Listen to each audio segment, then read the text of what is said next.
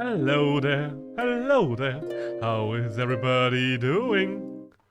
Hi, how are all of you doing? It is Sunday, and the great thing about this Sunday in particular is there is still one more Monday that's free right after. At least if you are from one of the most European countries. If you don't have a free Monday tomorrow, then I'm very sorry for you. But other than that, well, then we can enjoy our Sunday together without the threat of a work Monday lurking over us. Lurking hard, or hardly lurking. So, let me just see if I set up everything correct. Looks okay, looks okay. Don't need this anymore, don't need this anymore. I did open myself a type chart. I do have a type chart in the background now. So we can finally start to actually use types to our advantage. So maybe that's something that's going to work out. So we are not in the exact same spot that I was in yesterday when I wrapped it up. Oh wait, this is a good opportunity for me. These things are electric types. And electric is weak to water only. Okay, well that's not all that useful to me then. But okay, that's interesting. Wait, electric is weak to water. Is water weak to electric? No, water only takes half. Wait, no, that's the attacking side. My bad, I looked at this wrong. My bad. Electric is weak to sand and to cutting damage. I don't know why it's weak to cutting damage, but that's what it's weak to. So I guess since we do not have this available to us, we are just going for neutral. But I guess it's about time that we are starting to learn how to use type advantages to our advantage. I still don't know how stat changes affect us. But I did look up one other thing. I did look up how exactly it works out for us when it comes to stab, because I wasn't sure if stab would be a thing in a game where there are more types for attacks than there are for creatures. But looks like the things do actually still have stab. So there's still a good reason for you to always have the move of your own type on your creature. So, one down, one more left to go. Slitherpin gets few levels out of this, which is great.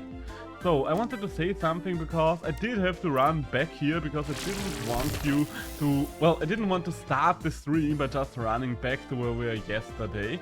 So I did, and we did actually find a creature on the way here, Droply or something like that. I didn't put it on my team, but it's something new and we have it now.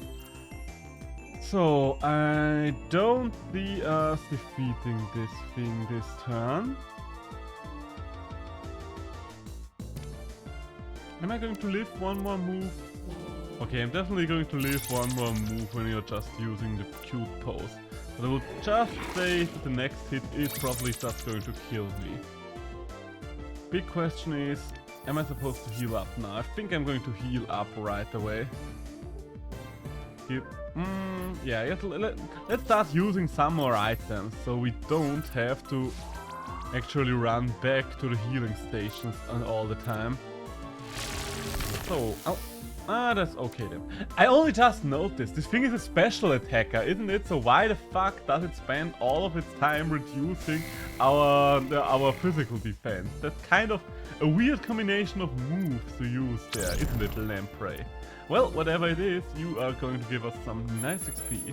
I do wonder if we'll get an XP share or something along those lines anytime soon. Okay, that's where my webcam is pointing.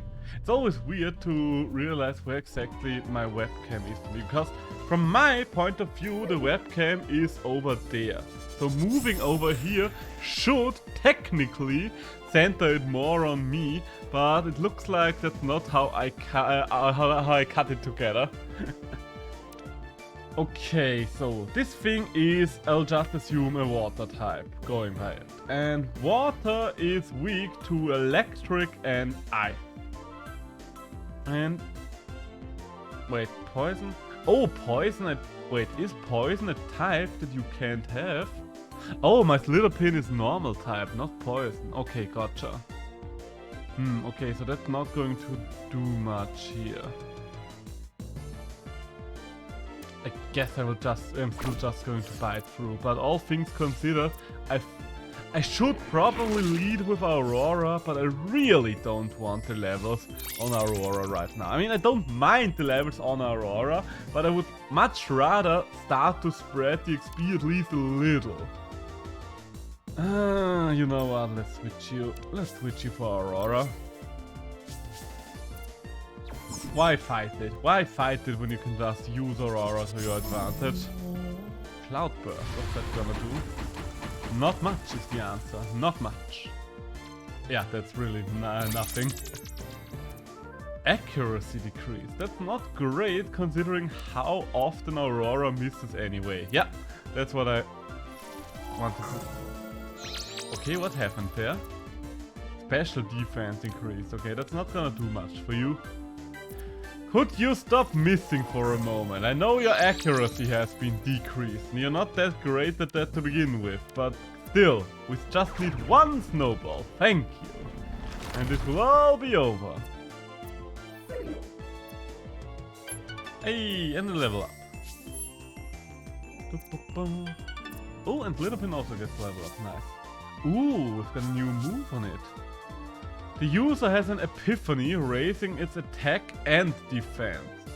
Okay, that seems pretty good and I don't really see a reason to not use it over Toughen Up.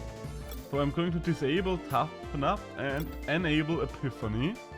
I mean, the one reason I could see is one of them doesn't cost any SP, the other one costs a little SP, but still. So, whom am I going to switch to the lead here?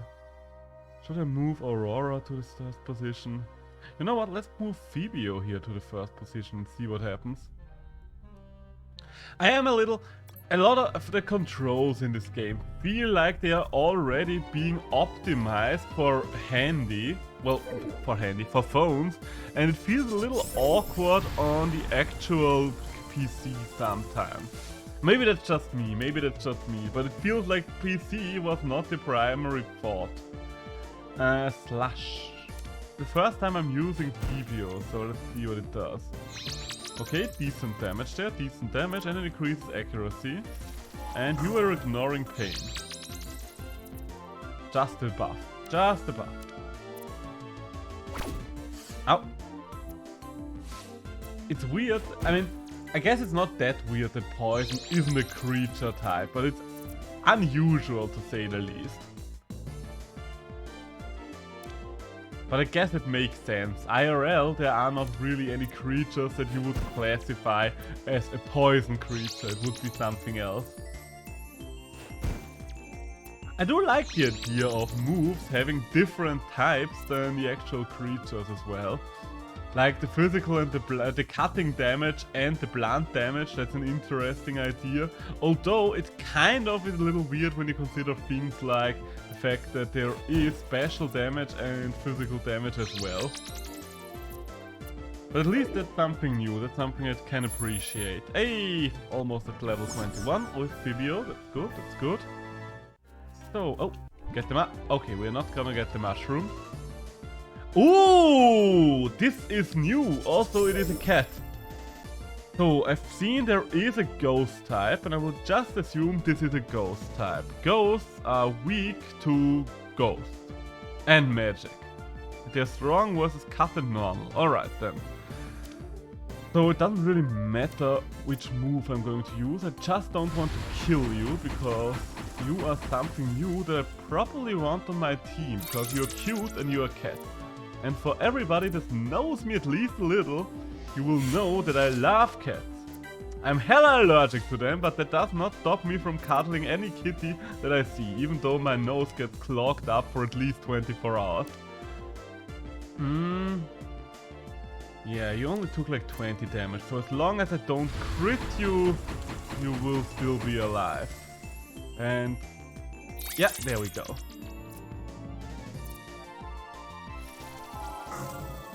Ooh, concentration, okay, you're raising crit chance. Oh, you're poisoned, my bad, didn't want to poison you there, but You will no longer have to worry about poison once you're in this neat little spinner. I don't want to waste the spooky spinner. I think I would rather save that for the chance of coming across a shiny one. I know it's not called shiny here, it's called potential or so. But still, it is kind of a shiny, let's be honest.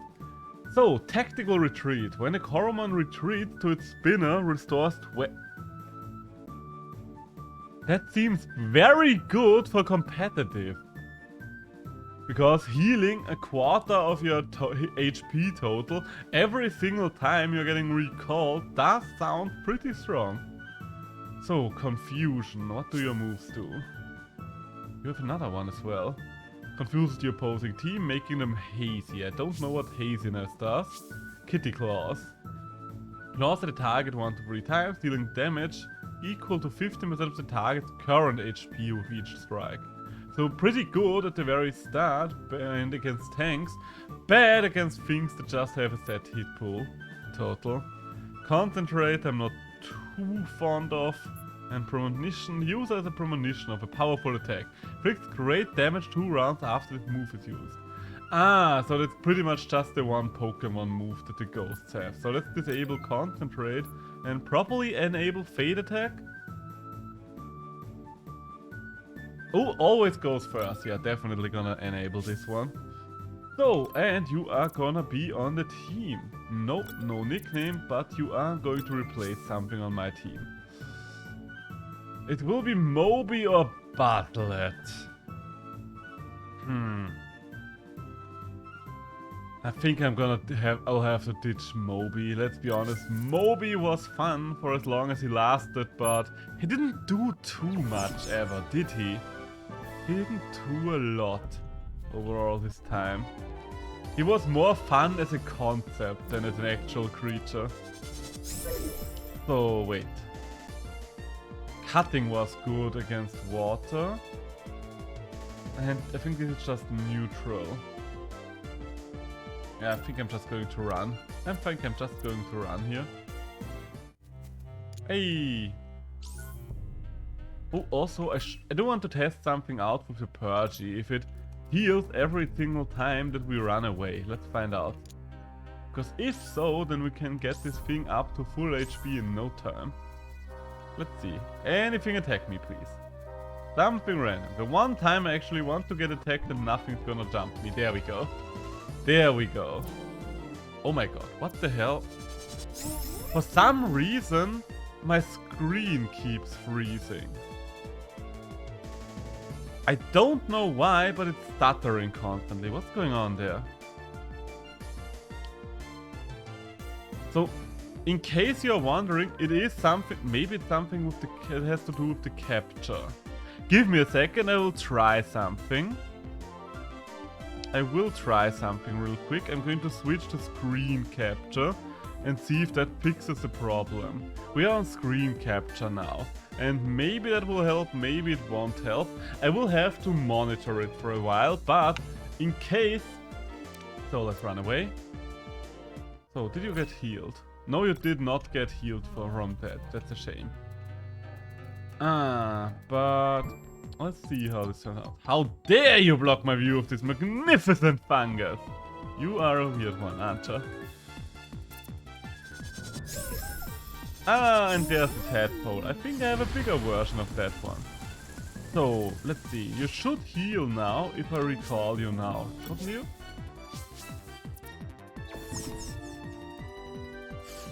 Okay, yes, tactical retreat does trigger there. Good to know, good to know. So now we have it confirmed. Shame that it does not work when you're running away, but I guess that would be too broken for PvE. Then again, Bully does also feel too broken for PvE.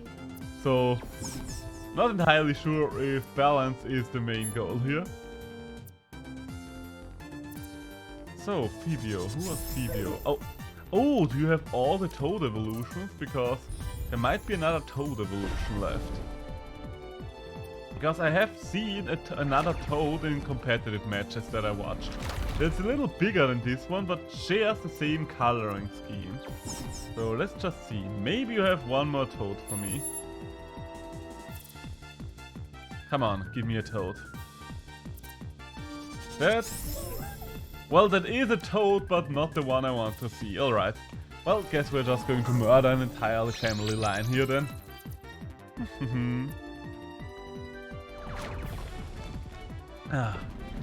The frame rate seems to be better now that I'm using actual screen capture instead of window capture, which is weird, because usually it's the other way around, where it's only window capture is better than screen capture. But I guess this game has a few very specific rules when it comes to stuff like that. So, oh, there's a mushroom down there. Another mushroom. I don't know which of the mushrooms I still have to get. Because I did get a side quest. You alright there, my lad? Should I wake you up? Oh. Are you alright? Yeah. Just these zen shrooms, they make me so sleepy. I think I need something to wake me up inside. Wake me up inside. Can't wake up! Well, no, it's a battle then. It is a battle then. What do you have there? The Gal slime. Cutting was good against electricity. I don't have that. I'm pretty sure I don't have that. So let's keep healing the kitty. And bring in... You know what? Mino hasn't been out for a while. Mino didn't get many chances to play over the last few games. Well, last few hours of stream time. My Mino looks so small all of a sudden, like even as a calf. A bull should be bigger than that. Also, I'm pretty sure Mino, you are going to die here, aren't you? Gauss Slime did do quite a number on you with just one attack. Can we burn you? Nope, no burn happening. Okay, we're still alive, we are still alive, but it does not look like we are making it out of this one. Still, it was an alright fight for me, I would say. He died the way he lived, by taking major damage. So, I guess I want some extra XP on my Slither Pin, if anything. Let's see if one terrain finishes the job. Heal up the Slither Pin, kill off slime. Oh, come on! So close. Could have been so good. But I guess this gives me another chance to confirm something, like, can you only... Oh! But of course you're healing up, you bloody hell. Okay, you know what? It's time for an epiphany. Time to have an epiphany. And you were toughening up. Fair enough, fair enough. Should I go for another epiphany? I think another epiphany might be needed. Because I think that thing is at like +2 when it comes to defense. I really wish there was an easy way to look up stat changes in the middle of combat. If there is one and I just didn't realize it yet. Epiphany is disabled. Well, I don't care for that because I did not plan on using it anymore anyway. I should probably start by chunking down your defense levels though, shouldn't I? Why do you still do so much damage? Aren't you a physical attacker? Pretty sure you're a physical attacker, but I think that one move was special. So, let's reduce your defense a little. Hey, that's good. That's good, that's good. Ow. Okay, you are getting hurt. Okay, you're killing both of us there, Gal Slime. You are killing both of us. Fair enough, fair enough. Slither Pin, you did well, as always. Beloved snack is a beloved snack, and we appreciate the snack's hard work. Hey, some potential. I think I should probably raise his attack a little. And a little more HP. The spiked body really helps out. I would like to see whatever you sent out. It's called Blizzbird. I didn't really see what it is, but since it is called Blizzbird, I will just assume it's an ice type. Let's bring in Purgy. It does look to be an ice type. So ice would be weak to fire, which I don't have anymore. Let's start with the kitty claws, since those do a fixed amount. Ow! Since those do a fixed amount of damage. Okay, that didn't do anything. I guess the only chance I still have to do some damage is with the Fade attack. So might as well do that. You did some damage there. Considering the level of this thing, you did alright, Purgy. Yeah, I guess since all of you are dead, I want the XP for Aurora. Aurora Borealis! Time for a beat-up Blizzbird. This thing has an oddly big head, kind of like a Kookaburra. Have you guys ever seen a Kookaburra? Those things look like they are fake. Kookaburra is also very famous for its weird roar.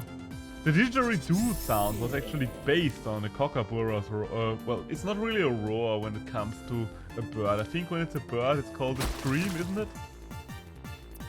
Sand scale. Ow. What did you just reduce? My speed. Okay, I'm alright with the speed. As long as I'm still faster than you. Let's find out. Nope, I'm no longer faster than you, which is a bit of a shame. Goodbye then, sand scale.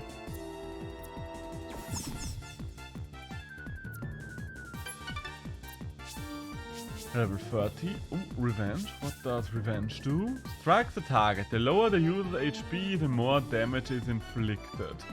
Sounds pretty good and definitely better than Static First, so let's enable it. Situational, but not bad. Oh, and some potential, alright. Let's go for speed, let's go for attack, and let's go for HP. You know what, let's go for double attack. So far, attack and speed are the best things for my Aurora, just because of the bully value. Hey, and that's Mushroom. So, where are we supposed to go? Here though. Okay, can't get past this mushroom. So let's just move on with our last... Hey, and let's get the red one. It's Wet Room. I have no idea which of those I already have. I just kind of rely on the fact that I'm just gonna pick up everything, and when I pick up everything, then at some point I will have everything. Cloudburst, I guess? Ow. Multi-hits are so risky to pull off in this game, just because if anything has one of these reactionary triggers like Toxic Skin or Spiky Skin or whatever the one Slitherpin has, it just does so much to the enemy. Okay, so I guess we're just gonna die now. Oh, unless of course you miss. Okay, that barely did anything. Nice that you're toxic. Kind of weird because toxic seems to be green in this game. Well, I guess you can't just call it green because Slitherpin is not green at all. His toxic representation is purple, so that's not real. Doesn't really have anything to do with green. So Beetle, you're as good as dead. Could see if we can squeeze out a level for Basilette here. A little lightning strike. Unless of course you kill Basilette beforehand. No you don't. Whoop. Goodbye Beetle. And there we go. Still don't know about Basilette, but maybe if I gave Basilette a little more XP it will actually do stuff for me again. I think right now it's just caught in a weird loop of me not letting it have any XP. And therefore not using it, so it can't get any XP. Also, I didn't even know the triple encounters were a thing in this game. You are guarding the chest, I see. Oh, you are no longer guarding the chest, I see. Found a few cakes. Okay, now I should probably heal. At least Aurora a little. And a little more to Beetle. Basilette, not Beetle. My bad, my bad. So, and do any of you give one more to Aurora? Because I'm pretty sure Aurora will have to carry. Oh, you don't fight. Did you hear? There are Tattle out here with a unique trait. It makes them use the fungus as if it were an HP cake XL. Ah! If you can find enough fungus, you basically have a lifetime supply of free HP cake. Okay, that's good to know.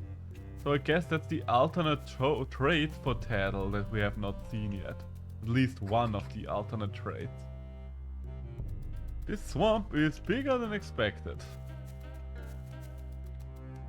So far top right has served me well as a general direction. Oh! Don't know if I want to jump down there. A leaf. I don't know what a leaf does. Oh! Almost. And a mint shroom. Hello! There's a rumor going around. You're tempted to take something harmful into the soggy swamp? I won't allow any ecological harm to happen here under my watch. Shame on you! And that, kid, is why you should never just listen to rumors. Always double check your sources. Ooh! I guess that's the evolution of the dog we've seen so far. I've seen the final evolution of it, I've never seen the middle one. It's cool looking. Yeah, I think beat up will do the trick here again, won't it? We can't quite kill it with beat up. Okay, that was not very effective. Considering that was not very effective damage, I am still quite happy about it. So, could you please get up right away? Okay, what are you doing there? Attack increased firmly, so I will just assume that means by 2 stages or stuff like that. Also, for how long can sleep last? Because I've seen things immediately wake up from it. Could you stop buffing yourself? This is getting kind of scary. Okay, you're awake now, I guess. Why are you still asleep? He literally roared at you. How can you sleep through that? Ugh. There we go. That was a very frightening puff. If it decided to attack at any point, this would have ended quite badly for me. Ooh, you have very unusual things. I haven't seen this one either. Okay, problem is we do have decreased attack now, which is not great to say the least. Considering there's still 2 more left. You increase your stats, and I'm still going to beat you down. Oh, it still was a kill. Nice. Well done, Aurora. Well done. And that's why Aurora has such an XP lead. Because once the rest of the team is dead, she's gonna kill everything.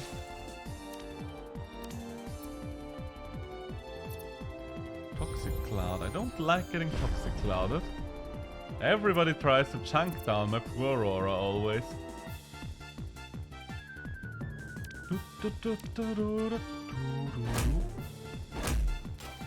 So, oh! And there we go. So, finally. A few misses, a few drawn out turns thanks to the sleep, but now we are finally done. And another milestone. We get so many milestone achievements. Well, your Coromon got hurt at least. I hope you've learned your lesson. Jesus, lady, what's wrong with you?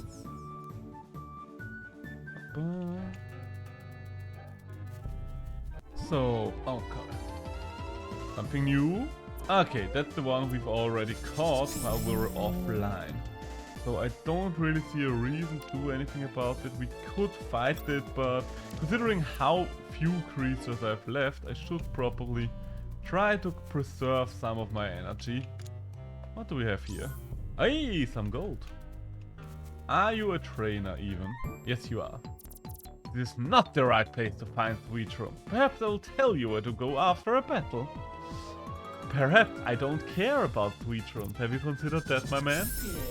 And another Sandile. Why do all of you keep decreasing my attack? Huh? Okay, someone wants to be a tough guy. Someone wants to be cool. Ay ay ay. So, let's get past this. Okay, double hit will... Wait. Did you just say it's not very effective? No, I must have misread. I think I must have misread. But I'm pretty sure water is effective versus sand. Guess there's only one way to find out. I mean, it did do enough damage either way, but I just want to know for sure. Okay, it was very effective, so I just misread. It's kinda hard to tell when you're not very effective moves do a shit ton of damage as well. Oh god, you have way too many creatures. Oh! Okay, I guess that's the evolution of that one bug we have seen. You seem to be an ice type, so I'm just gonna beat you up. I think we can kill here. Yes, we can immediately kill. Nice. I really wish this game had something like the file in Temtem, where you have one free heal on the go. Because having to run back is kind of annoying sometimes. And I've never seen this one before. This might be the evolution of Drupal, going by coloring scheme and overall body consistency. But it might be something we've just never seen before as well. There we go. Ah, Aurora. Poor little Aurora having to carry the entire team. Bully almost seems too strong for a regular playthrough. I'll just say it like I see it. It's pretty much just click this button and win every encounter. The move costs barely anything and it does so much damage. Hey! Still doing alright there, Aurora. Jella! Oh, I guess that's the final evolution then. Can we finish it off? And a 1, and a 2, and a 3, and a 4, and a 5. And there we go. Aurora saves the day yet again. Please don't die to the poison, because I would like to heal you up beforehand.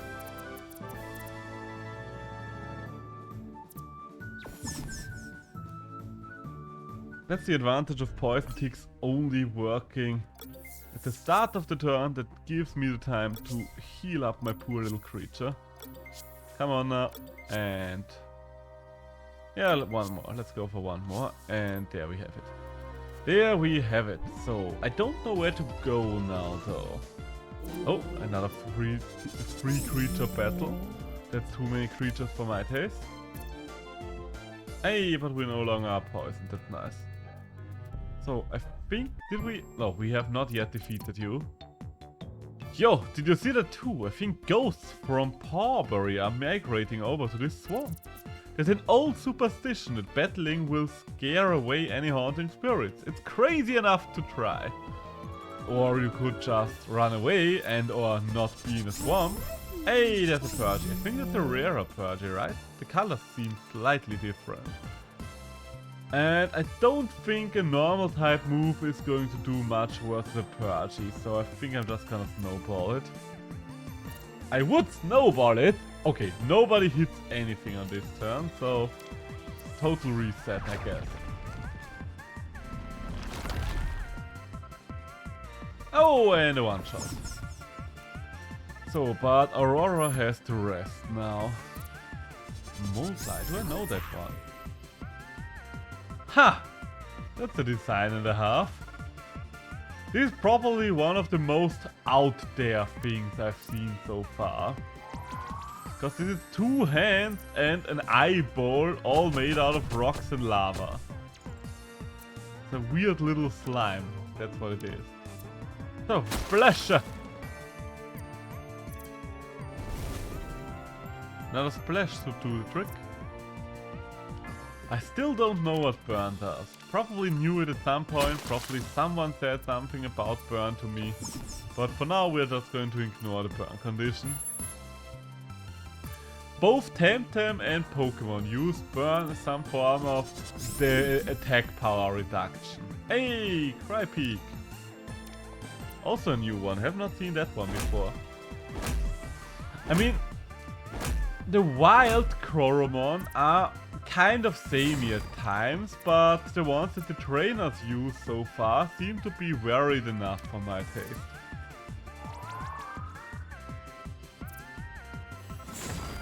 But still, it's not too many as far as I can tell. I think it was something roughly around 100. There we go. Fry peak is done. You are down and done. So I do need to heal you again though. Ay, and there's another level up. Almost awakened some more potential.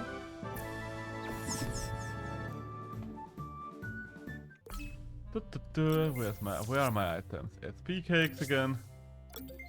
Because I'm not going to go back every single bloody time. And some SP cakes as well, because I'm pretty sure you're running low on that end. There we go. So weird we can overcharge with SP cakes. So is this somewhere new? Ah, this looks like the end of the swamp.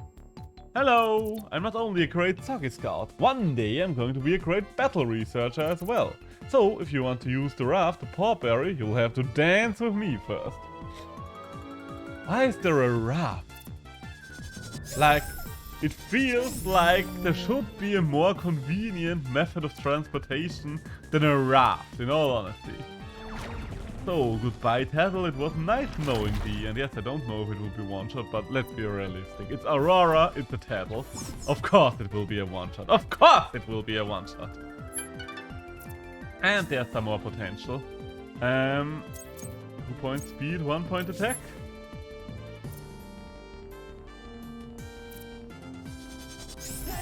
And another Petabyte. Sorry if I'm not too excited about the encounters right now, but the second it's down to Aurora, it's just, yeah, we're just gonna steamroll everything.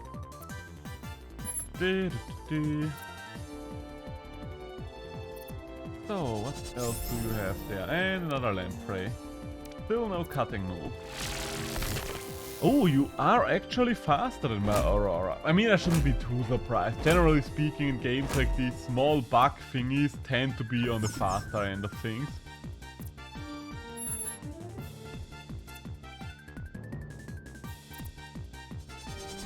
And oh, that's the recolored Tattle, isn't it?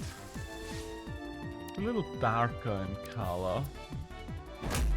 I mean, I like it. I don't like it enough to go out and look for it, but that could be said for most things. At least some of the recolors are cool. That's always one of my biggest problems when it comes to shinies and lumas. And oh, we are hitting the third evolution. But my big problem is always that the recolors and colors changes oftentimes look worse than the basic version, in my opinion. And there we have it, Borealis! Our girl is all grown up now, so we have seen the final evolution of the starter now.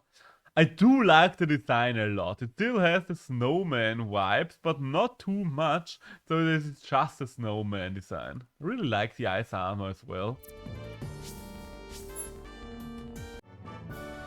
Hey! I am humbled. The raft is yours. Dude, I have played Raft before. It's a fun game, but I already own a copy, so you don't have to give me another one. Using the raft is real simple. Just click on the control panel and it will automatically take you to Pawberry. Why does your raft have... This is weirdly modernized for something that's basically a bunch of planks loosely strung together. Okay, I guess we are gonna go to Pawberry then. You really should have something that's more modern than that if you are going to tech it up anyways. Okay. You there, young one! You didn't spot the lost old man on your way here, didn't you? Long white hair, red robe, responds to the name Hark. Does that ring any sort of bell? Not really, but did you say Hark? I'm looking for him as well. Then you should know there's a good chance here Hug could be in danger. For the last month, the ghosts, they've totally overrun this town. Shiny!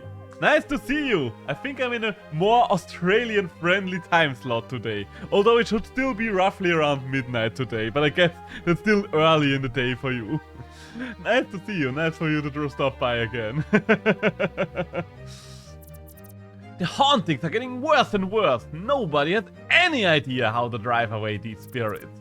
And now they must have gotten Hug. Please, stranger, join our research. Of course, where should I start? We've only one possible lead, Dorette, Hug's wife. Last I heard, she stumbled upon something strange. I noticed you went live very early for me. Yeah, usually my usual time slot is from roughly either between 6 p.m. to 7 p.m. as starting time, and I end around 10 to 11 p.m. But today I wanted to go a little earlier because I'm going to play some Among Us with friends in the evening. Offline friends, so I was like, you know what, I still want to stream today, so let's make a little bit of an earlier stream. And hey, it looks like it's gonna work out for you as well in this scenario. Can you check on her for me? She should be in a wine cellar of the large manor north in town. Okay, so you do know exactly where she is, so why are you not going yourself? Meanwhile, I will continue searching, just in case. No nook and cranny will remain uncovered. We must find Hugh! We must! We must! Okay, so much for that. And what's up with this chest? You can't reach it. That's very fair.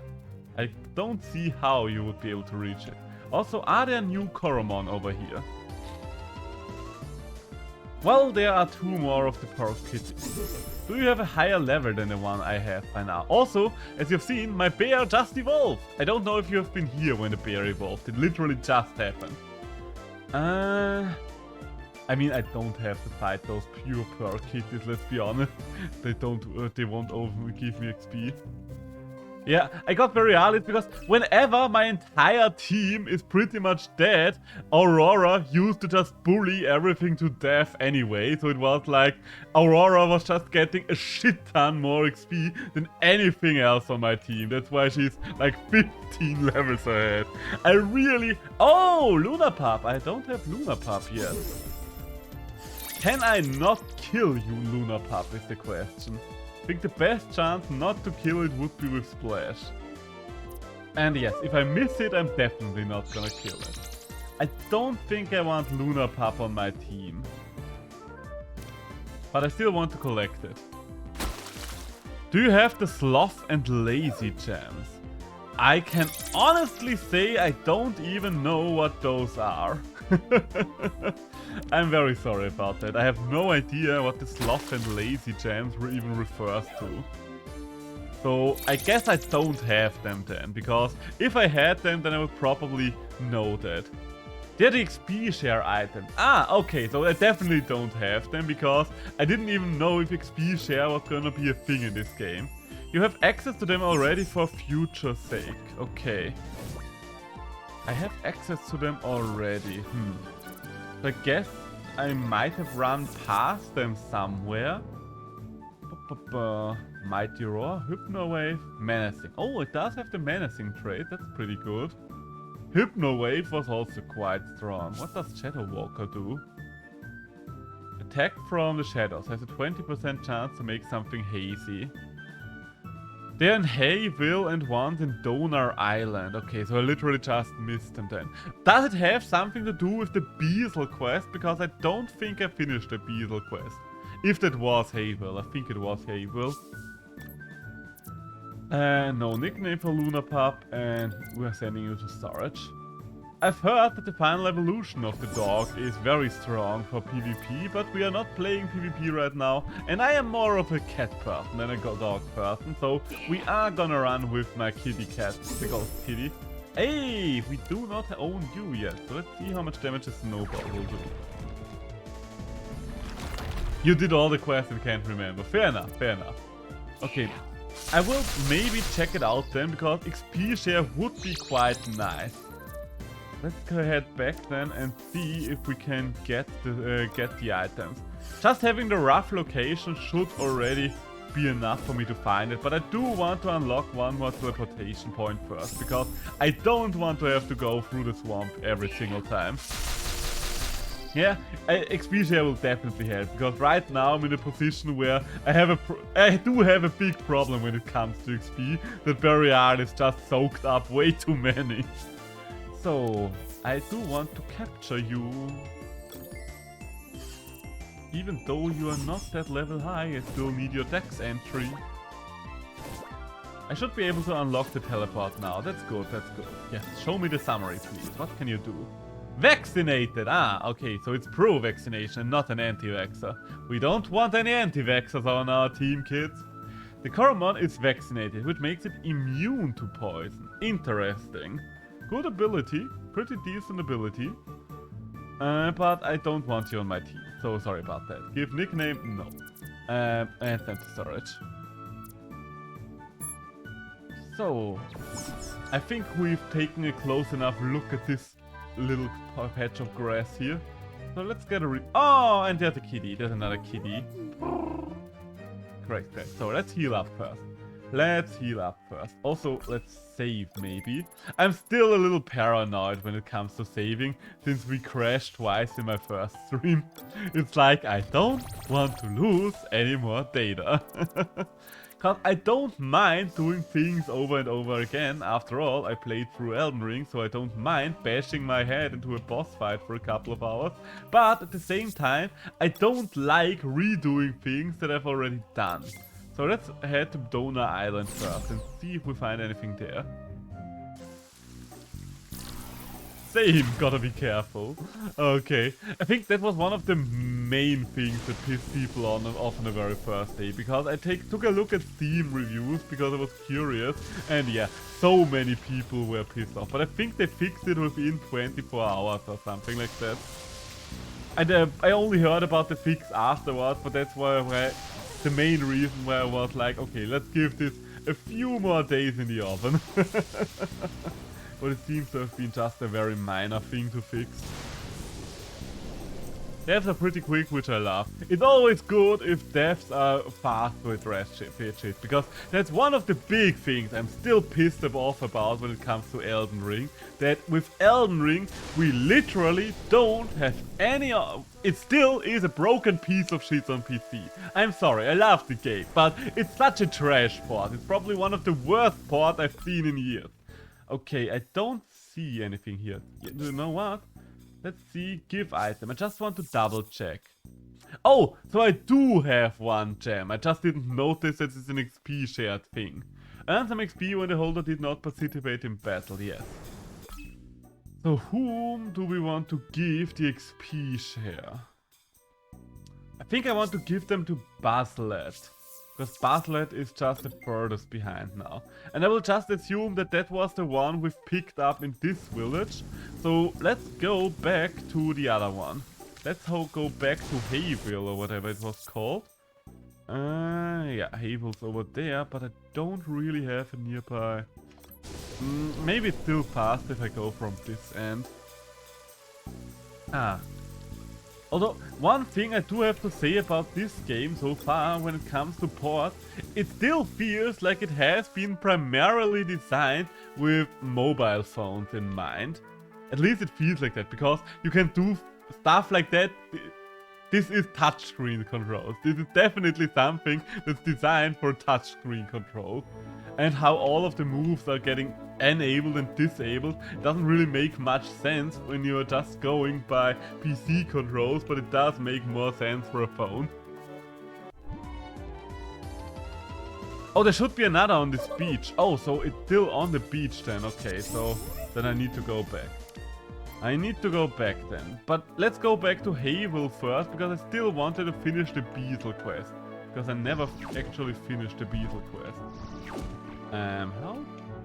How exactly am I going to go through here again? You can roll over there. There we go. So, oh my god. Okay, and now we move over here. No, that's not gonna do much. Oh, maybe it would have been fast if I went through the other way around. Maybe it would have been faster. How am I going to get past this log? Oh, I think I know. I mean, I've already cleared it once, so I should have the mental capacity to clear it again. So now we are getting somewhere. There we go. So, okay, now we're here. Now we are back at Hayville. Almost back at Hayville. Ah, yeah, that's the Aramit's hut. Oh no! More log puzzles. Well, we are not quite back at Hayville then. No, I might have gone here. You know what? Before you guys have to watch me running around here forever, I am just gonna use one of my Lux recall thingies here.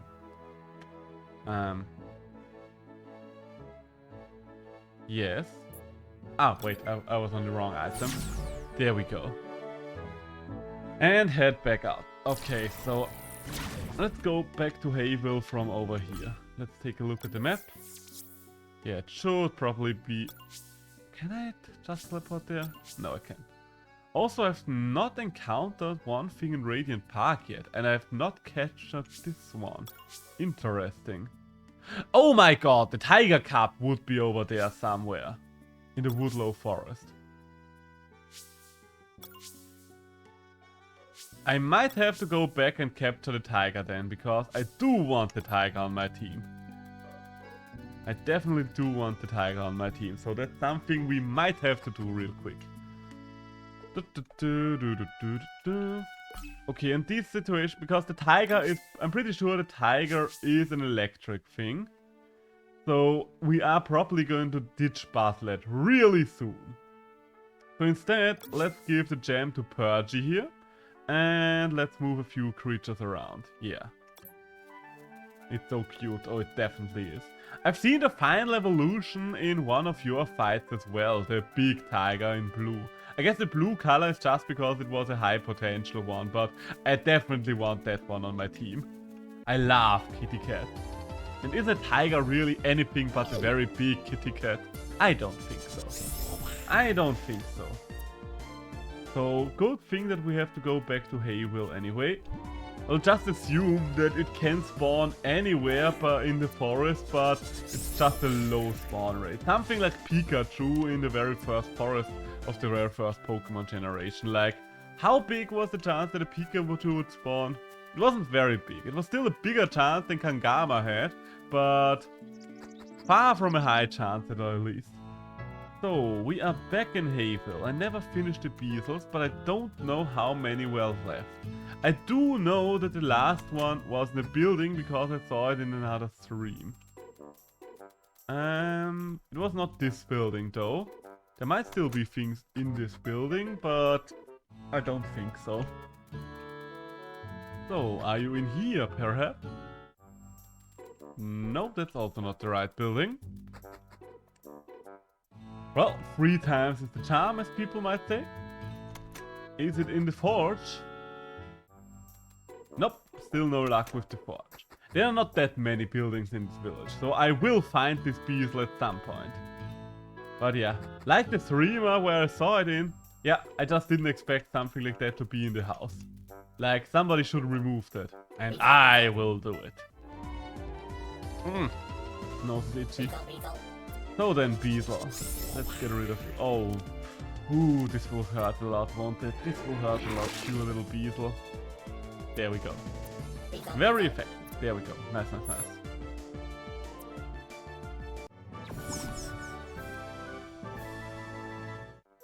And that's the last one. Beth at the trainer hub. Oh god. What?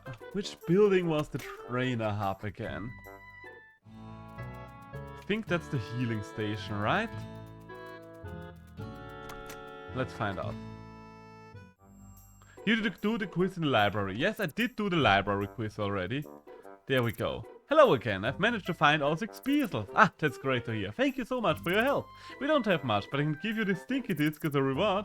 If you give it to the leading Coromon in the squad, it will help you repel wild Coromon. Alright. Thanks, that will come in handy. You're welcome. If you're ever in need of help, feel free to come by again. I'll do it. Bye. Okay, so that's that done. We did do the quiz already. So I will just assume that the one we're still missing is in Donor Island after all. But for now, let's head over to the Woodlow Forest and catch ourselves a kitty. Where was the exit to Woodlow Forest again? On the right side somewhere, but where? Oh, over there. Okay, gotcha. Because having 2 XP share items would be very nice. I mean, having 1 is already great, or at least realizing that I already have 1 is already great. So, Tiger Kitty, are you here? No, you are just a bird. Just a bird. I am not gonna deal with the bird. Oh my god, this thing will be so low level when we actually find it. Oh well, guess it's good that we have the orb now. Got away. Run away, run away. More of those. Ah, so how high is the chance to actually find the Tiger Kitty, I wonder? And can we find it pretty much wherever, or will it be somewhere specific, like a very specific patch of grass? Sometimes it do be like that. So I would assume something like a more distinctive patch of grass, like the one in this corner might be it. Nope, that's a Swarmy. Run, run, run away. We are gonna find the tiger. We are gonna find the tiger. This is not the tiger. So, how's your weekend going? How's y'all's weekend going? I hope you're having fun. I hope you're having a relaxing time. I really do enjoy this weekend so far, because I pretty much slept through half of Saturday and I don't feel tired for the first time in weeks. Apparently it's in every class, just low percentage. Gotcha, gotcha. Thanks for checking for me. But I kind of don't like looking these things up, because I always worry about spoiling myself when it comes to stuff like that. I don't mind spoilers too much on one hand, but when it comes to games that I'm streaming, I kind of like capturing my natural first reaction to things. Oh, no, don't worry, Shiny, I'm not considering that a spoiler, I'm just rambling, I didn't consider that to be a spoiler. Sorry if it came across like that. I was just talking about why I didn't want to look stuff up, but I was not referring to the chance of actually finding it. I was referring to, usually whenever I look something up, I get a shit ton of additional information that I was not looking for. I spoiled the mons for myself, but the story actively didn't want to see anything. Funny that you're like that when it comes to this game, because I am exactly the other way around. I don't want to spoil myself when it comes to the mons, but I care not about the story like at all. The designs, the creatures are the thing that I really want to get surprised by for most part, but the story I'm like, just take it or leave it. It doesn't make much sense anyway. Like when the bad guys kidnapped my boss and were like, yes, you could try to fight us, or you could check out the things that are going on in the laboratory right behind you. I don't know, you do you, but we are going now, bye. It was like these guys could just be lying there. They could just be lying their faces off, and I would just let them kidnap someone right in front of me.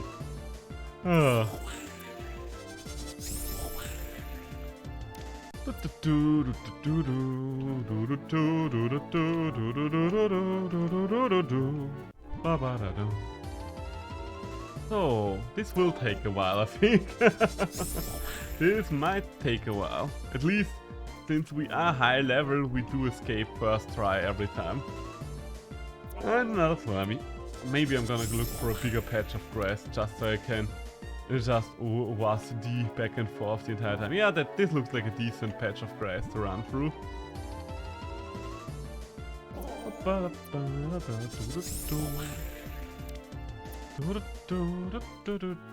It's one of the problems though, because I don't want to look a lot of things up. I don't fully understand how many of things work. For example, I did Google today if stab was actually a thing in this game, and as it turns out, yes it is. But I wasn't 100% sure about it beforehand, just because since there are moves that have types that no Coromon has, it's like, is there really stab in this game, or did they just go balls to the walls, no stab?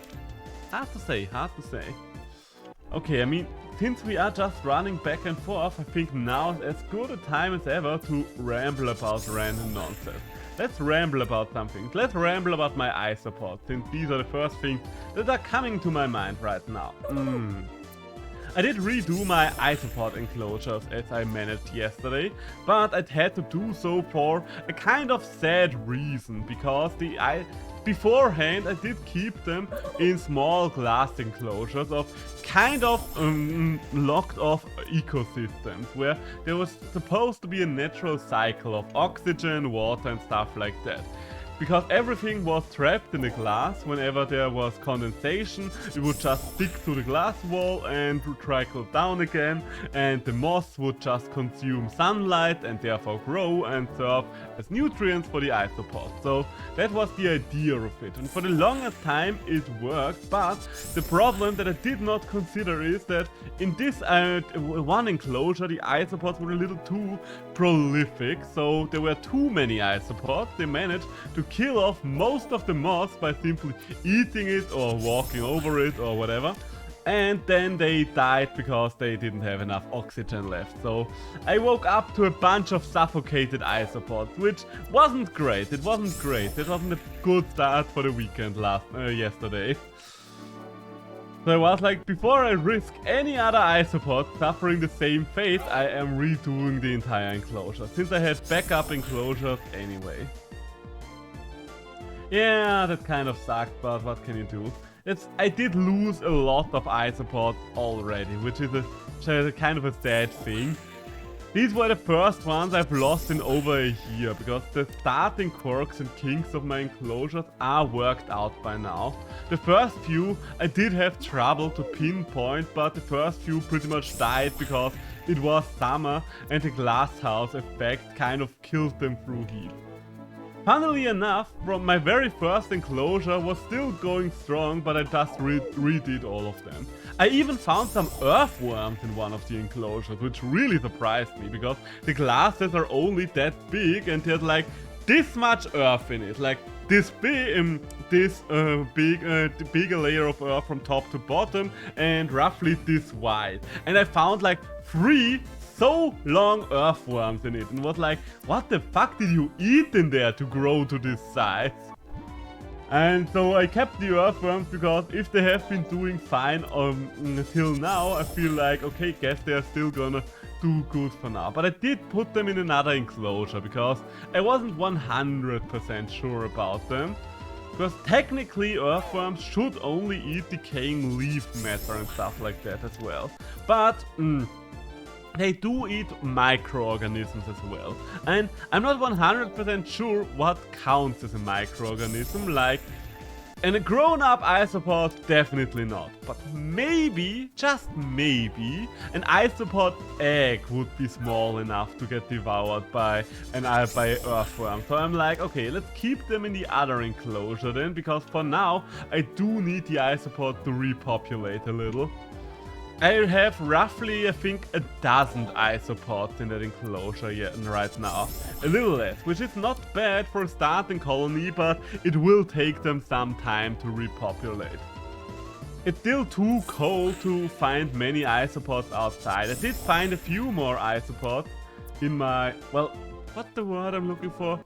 Not yard, but pretty much just outside my house, which I was able to add to start the repopulation. But a lot of isopods, of course, of the wild ones didn't make it through the winter, so most of the ones that did survive are probably still buried away somewhere in low energy mode. So only once spring gets a little warmer, maybe in May or something like that, we'll actually be able to find some new ones. I especially want to get some more armadilli isopods. For those of you that don't know, which I will assume are, I will be honest, a lot, not because I doubt your intelligence, but rather because isopod expertise is not something that you really pick up in day-to-day life. So armadilli isopods, all isopods in the armadilli family, are the ones that are able to roll up to a ball. That's an ability not all of them have, so the classic pillbug would be an isopod, for example. And I did have some at some point that I collected in a forest that were pretty cool. They didn't move much, but they had very dark, what's the word I'm looking for? Exoskeletons. like almost black with a couple of yellow spots, and they were just huge, so you could easily spot them. They didn't move like at all.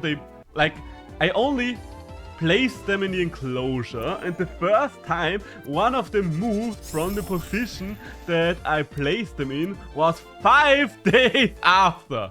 So they were kind of lazy, but they were nice to look at, and they didn't mind staying out as much as the other ones, because the ones I have right now do tend to hide away for most of the day.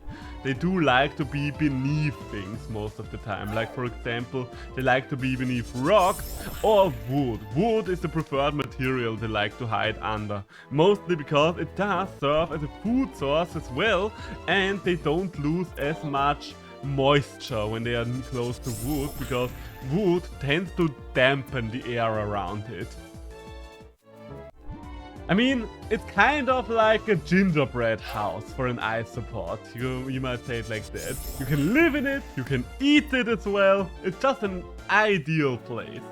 I mean, IRL, a gingerbread house wouldn't be as good for us humans, because it probably would give us cavities back and forth. And also, the gingerbread house probably would crumble at the first sign of rain. But the isopod house is kind of superior to that even. The isopod house does not laugh in the face of nature's trials like weather changes. God damn it. I think my English is picking up again, but it's still a little rough around the edges. I'm so sorry about that. It's always when I take a longer break. That's why I don't like taking breaks for more than 1 or 2 days, but I really did need to take a mental health break. In case you're worrying about me, don't do so. It's just that it's a weird thing about me where... Okay, I don't need anyone's pity. I just want to share this story with you. But don't worry about me, I'm doing alright again. But I do live alone for the most part. I'm technically still living in my family's house, but my parents do live in another house for most of the time, because my grandparents left us a house in the countryside and they prefer staying there. I am more of someone that likes to stay in the city. And also, being around my parents all times can be kind of stressful. But I do get lonely quite easily. I'm an extrovert. Ideally, I would like to be around people every single day. Best case scenario, friends, but even just friendly co-workers already helps. And whenever I'm getting derived the simple pleasure of human contact for longer, it does take quite a hit on my mental health. And the entire COVID situation, one lockdown after another, did leave me in a very rough shape when it comes to mental stuff. And I'm still recovering from that, one might say. It's getting better, but extended periods of loneliness do still take a toll on me. And one might say, why don't you just stream then? You might as well just stream then, and you're less lonely because you can hang out with people. And yes, that is oh! What do we have here? Golden Swarmy. Can we have isn't there an item to check the potency with? Okay, you know what? We are just gonna capture it. I don't really want to use anything against it, just so I don't kill it. So let's see if a silver spinner just gonna capture it. Yeah, for sure. I live with my parents, but even all through 2020 and 21 I had stuff happen to me, so I understand the struggle. Okay, so you feel me on that one. Sorry to hear that it's similar for you. I don't wish these things upon anyone. But sometimes that's sadly something we have to deal with. But yeah, so to finish off my story, I think I kind of got interrupted by this rare Swarmy here. I am getting better, but I still struggle with loneliness a lot. I already struggled with stuff like that before COVID happened, but now my mental health is just very vulnerable to extended periods of alone time. So let's get another item out, let's get another silver spinner out. Did I have a Luma Swarmy already? I don't think so. I think I encountered one during the demo, but I did not use my demo save file. No, and just send you to the box. Send you to storage. Here we go. Hey, got another milestone. And yeah, I think a lot of people struggle with mental health because of the entire COVID situation. That's why most therapists are just booked out to no avail. Some people made it through it better than others. For example, one of my best friends, who's a mega introvert, really thrived through the entire lockdown situation. Pandemic made me face reality, yeah. I think at some point I really went nigh crazy during the first months of lockdown, where I really noticed how insane I had become when I started eating one of my houseplants. That's kind of when you notice you've gone entirely off the rails. But yeah, generally what I noticed is most people that either at least have a few people in their household and or have pets made it better through the pandemic than the ones that are entirely alone. And yes, I do have my isopods, but let's be honest, the isopods don't do much in terms of having some social interaction. It's not like a cat or a dog or a bird that you can just pick up and play with for a while. They did give me a little bit of a nature vibe in my room, so they did that for me, but it's not the same as something that has actual... it's not the same like with something that is actually a companion that you can interact with. I think you had 2 dogs you mentioned, Shiny, didn't you? 2 big dogs, one of which you are allergic to, weirdly enough. That's so weird. I know allergies are a weird thing and they can develop later on, but the thing I still don't understand in your case is that you're only allergic to one of your dogs, even though they are brethren. And hey, we found another shiny thing. At this rate, I think I'm going to find a lot of shiny things that are not what I'm looking for before I just find a basic version of the thing I am actually looking for. Oh! Hey! First try! No, and no, and also no. 2 storage with you. There we go. I'm turning into an unwilling shiny hunter. Congrats, thank you, thank you. So, let's see. The tiger has to happen at some point. If the shinies are happening, the tiger has to happen as well. I wouldn't mind a shiny slither pin though, so... Game, if you want to offer me a shiny slither pin while we're at it, I would not mind trading up a new one there. Well, that's not quite what I asked for, but I appreciate the gesture of level 8 Pure Quill. It's been a while since I just got to rambling in one of my streams. Most of the time there was so much going on in all of the games I've been playing that I didn't really get much chance to ramble about a lot of things. Generally speaking, I do think I am a pretty good rambler. That's one of the reasons why I like streaming. It just gives you a platform to let all of your random thoughts out. And I do have more than enough random thoughts to share with the world. I don't know if the world wants to hear them, but I have them. I checked into Slitherpin to PvP and apparently it's a great tank counter to coast types.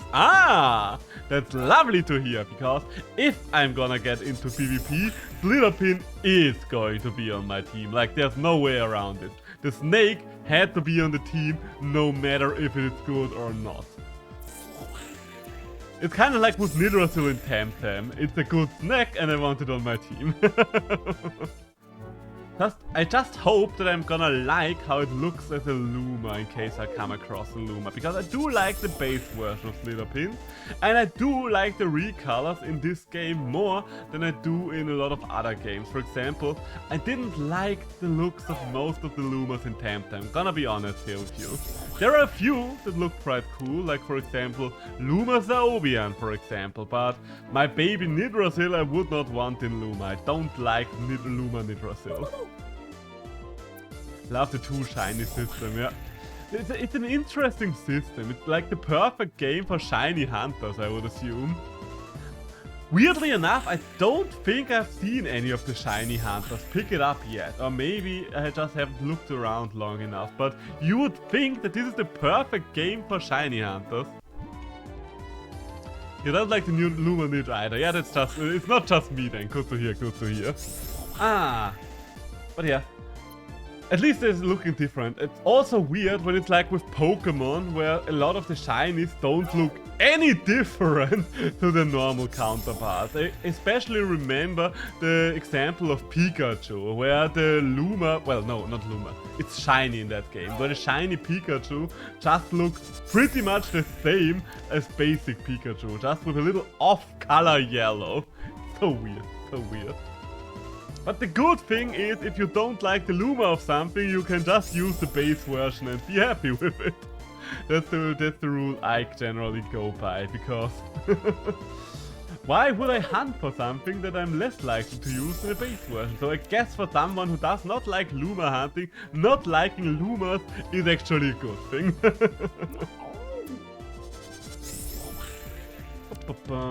I do wonder when the auction house in Temptem will finally happen, because I still have a Luma sitting in my bank that I kind of want to get rid of. It's a Luma neutral Koish that I kind of picked up when I was still giving Koish fishing a chance. These days I don't do most of the Temtem weeklies anymore. I occasionally still do the dojos right now, but there's very little motivation for me to do the dojos as well right now, just because I know I won't have the time for competitive anyway. They really should speed up the process of raising up a team in Temtem, I'll just say it. I gave up on Temtem for the most part. Yeah, I think most people did.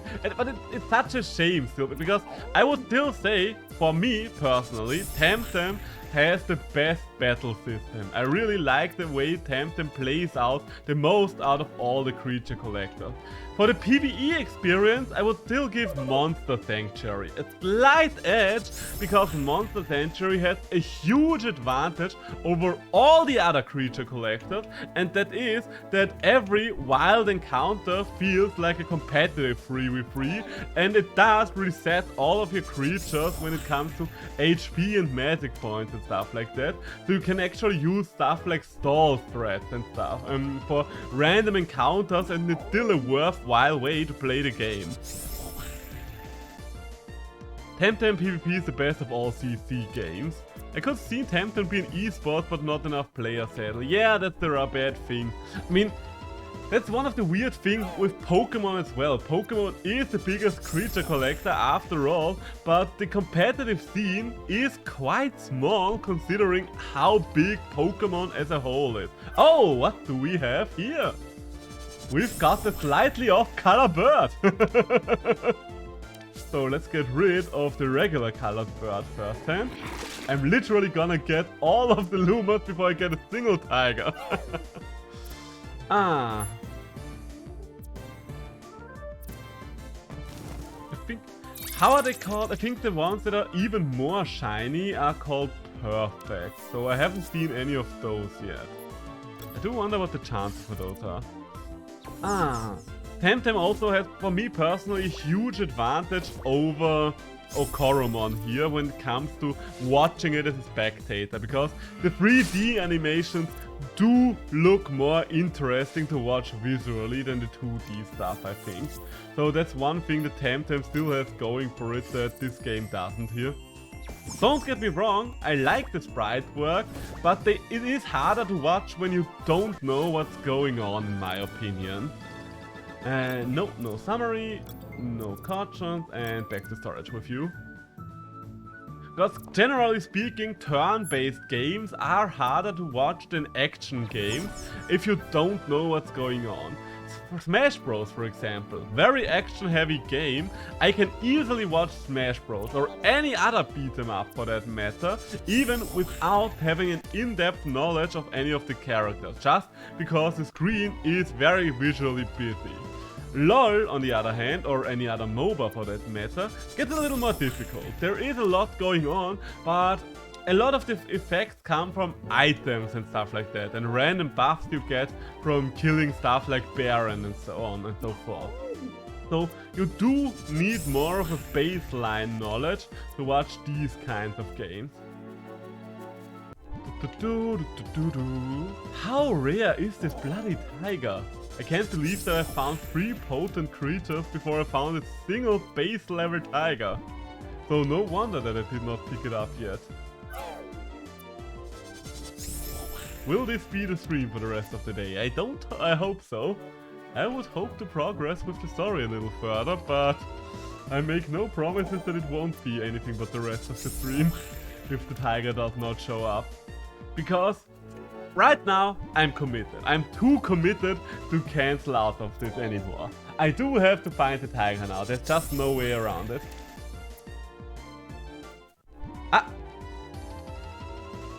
Because otherwise, if I stop now, sunken cost fallacy, I will have lost all of this time for nothing. Well, not for nothing, but for free potent hold.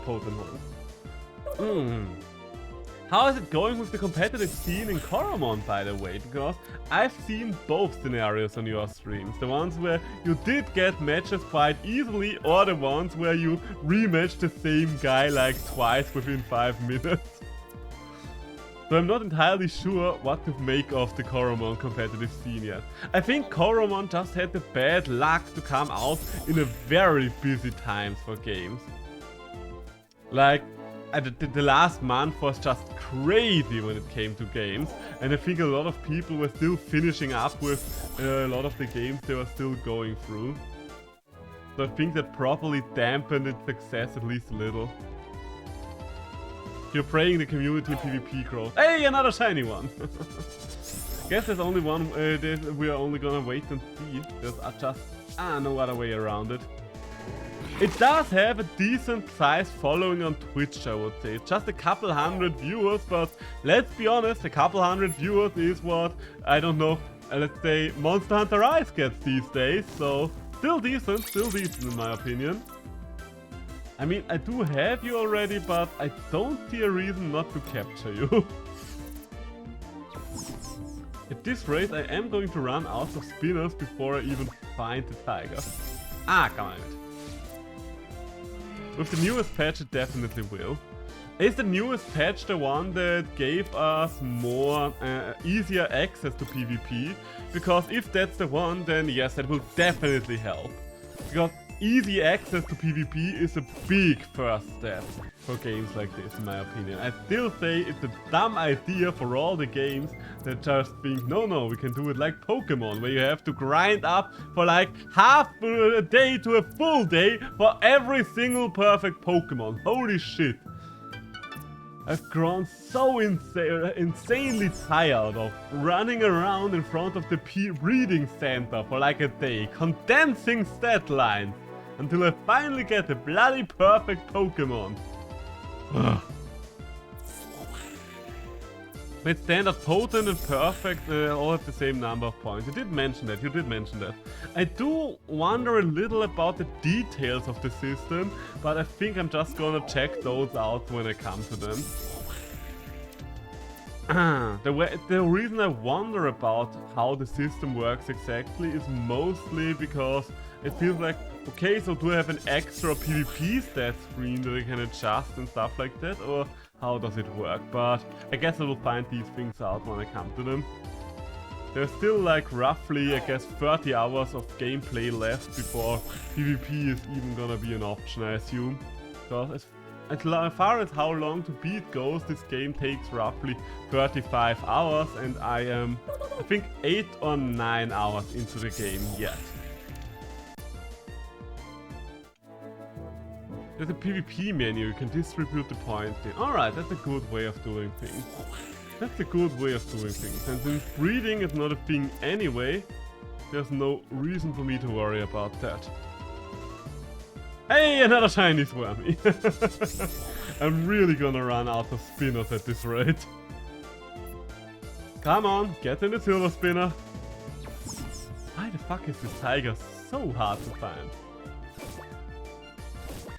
If you didn't tell me that it can spawn everywhere on the route, but in every grass patch, just not with a very low chance, I would have already said, okay, definitely not here. But apparently the tiger is just very well hidden. I mean, tigers are very good at hiding IRL. There is a famous tiger that had a huge number of human kills. I think over a course of a couple of years, that tiger killed over 400 humans, which is just an insane number.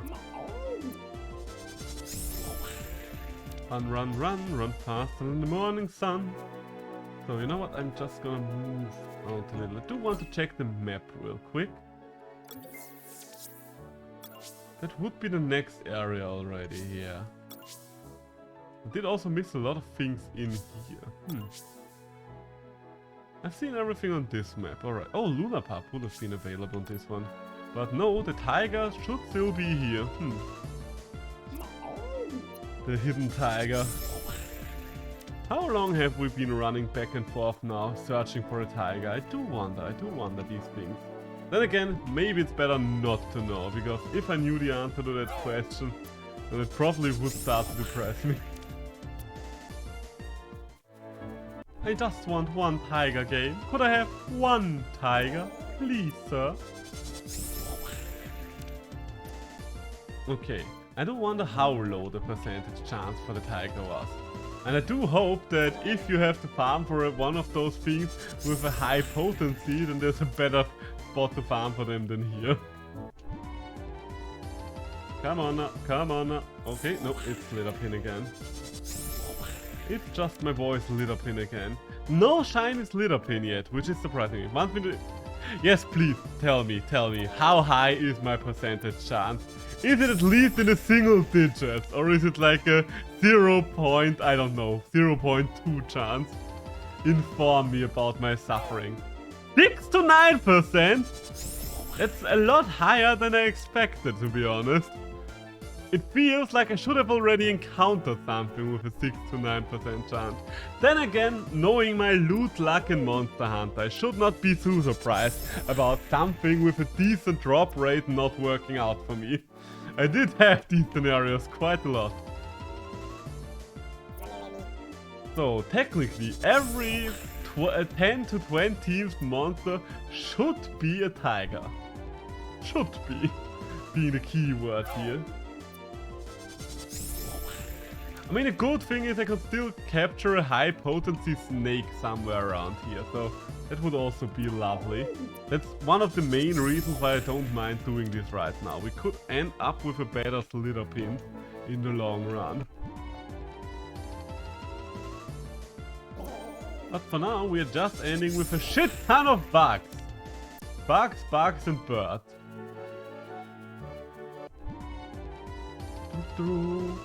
That's one of the things. I do wonder why so few of these games use a saber-teethed tiger as a base creature. Because a lot of them seem to limit themselves mostly to creatures that are alive during our days. But there are so crazy things back in the olden days. And yes, sure, there are things like fossil creatures and Tempted, for example, as a Tyrannosaurus, sure.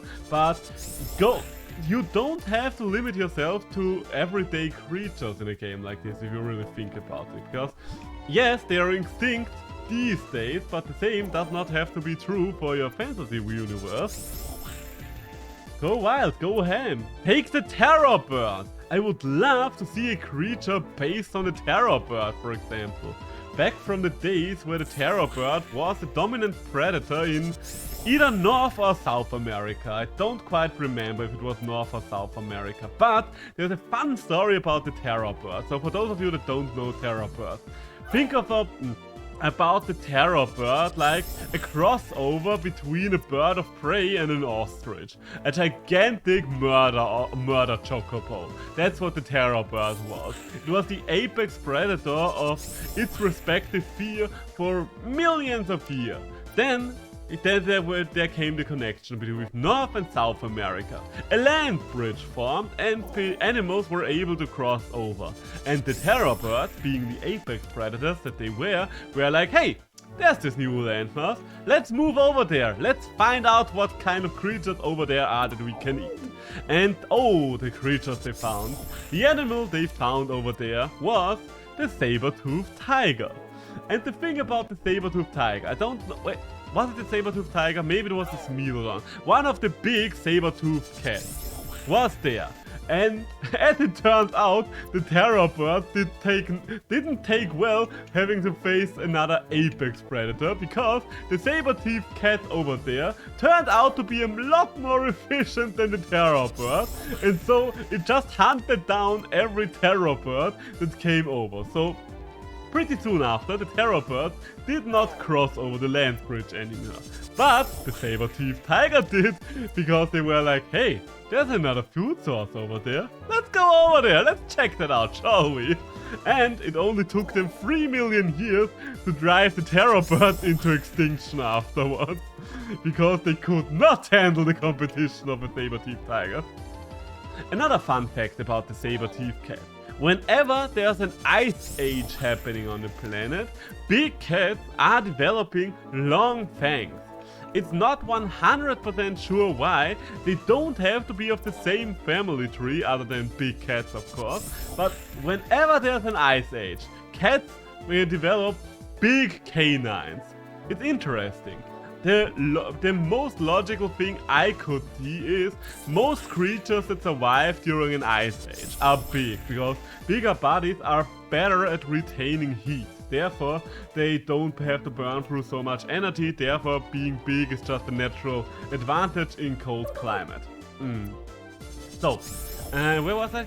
So, and since all of your prey is big all of a sudden, having big teeth to kill it is a natural advantage, because most of the time a predator wants to kill something that's roughly its size or something that's a lot smaller. You don't want to go up against something that's bigger than you unless you have a group of friends to hunt with, because why would you hunt something that's bigger than you, huh? You couldn't even eat something that's bigger than you, and the remaining food would probably attract bigger predators then that are gonna outmuscle you.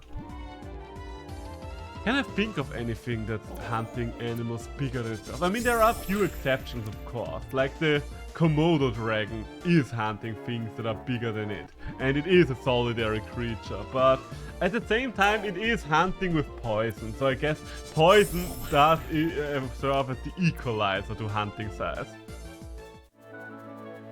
Komodo dragon poison seems like such an nasty way to go. Because Komodo dragon poison doesn't really kill you immediately. Komodo dragon poison just rots your flesh. Like you are dead and decaying, and that's just nasty. Also, fun fact, the Komodo dragon has one of the highest rates of cannibalization of all the reptiles out there. Or rather, I think it has the highest rate of cannibalization. Like, a Komodo dragon's diet consists of roughly 10% other Komodo dragons. Weird as it seems. Yes, they are mostly eating young Komodo dragons, they're not trying to go face to face with a grown-up Komodo dragon, but it's always crazy when a species has such a high rate of cannibalism. Because, generally speaking, most species that are willing to commit cannibalism a lot drive themselves closer to extinction every day. Because of course, you're your own worst enemy. And every time you reproduce, you're bringing new enemies into the world. Ay. Are you sure about these 6 to 9% shiny? It's not that I don't believe you, but the statistics might be wrong on that one. Ay. But we haven't found a potent slither pin yet either, so... I think if we find a potent slither pin and we still don't have the tiger, I will just capture the potent slither pin and call it a day.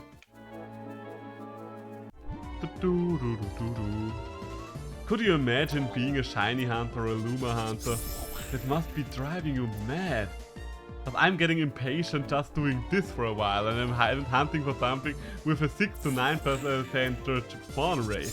I'm not going for something like with a 1 in 1,000 odds, or 1 in 5,000 odds, or something crazy like that.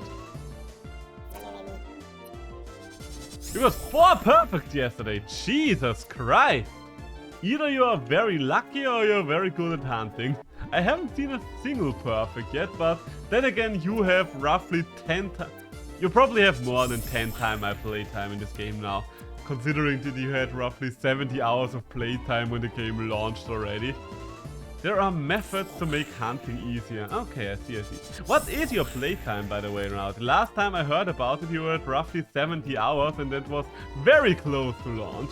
So I would assume that you are 90 hours on the save itself.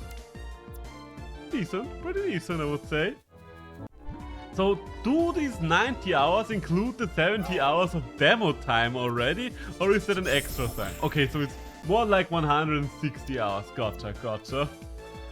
Congratulations, my man. You've gotten more time out of Coromon than I've gotten out of Elden Ring. So that's a very good bang for your buck, I would say. Roughly 12 bucks for 160 hours of entertainment is pretty good, or however much the game costs in Australia. I will be honest, I've heard that games cost a lot more in Australia. But I'm not sure if that's because of the currency exchange or something else. Maybe it might be because of Australian laws. I did hear that you guys down there were very strict when it came to video games that are released in your area. Could you go around? Maybe you could go around with restrictions like that with something like NordVPN. I was very lucky and the devs gifted me Coromon, another reason I had to order the game. Ah, that's good, that's great then. Ah. And do you know the devs, or how did that happen? Did the devs someday just flop into one of your Temtem streams and were like, ah, we've seen you. Wait. You seem to be enjoying creature collectors. Well, it just so happens that we are developing one of them, creature collectors, and we could perhaps give you a copy for some free advertisement on your Twitch channel, perhaps? Think about it. I want to imagine that that's how it happened. Ah, you reached out, alright. Well, in my head, it will still always be like that. Ah, yeah. But that's good, that's very good. Good for you, good for you. I am way too small for any kind of dev interaction like that. With me it would be like, hey devs, if you give me your game, I would stream it to all of my one viewer. Think about it, one viewer worth of free advertisement. You won't get a deal like that every day. Oh, nah. I'm honestly very surprised about that, but I think the regular rules don't apply to indie developers, because an indie dev will probably still be very willing to just do something like that just because he's excited that the other people are excited for their game. I think a big developer would probably like, what, you don't have quadruple digits as viewership? Who do you think you are? I am! Something like that. But it's very nice that they are down to earth like that. No, I don't need another one. I mean, I'm still going to capture you, but I don't need another Silk Quill.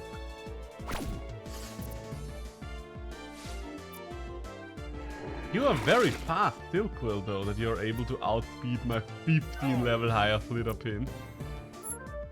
Ah.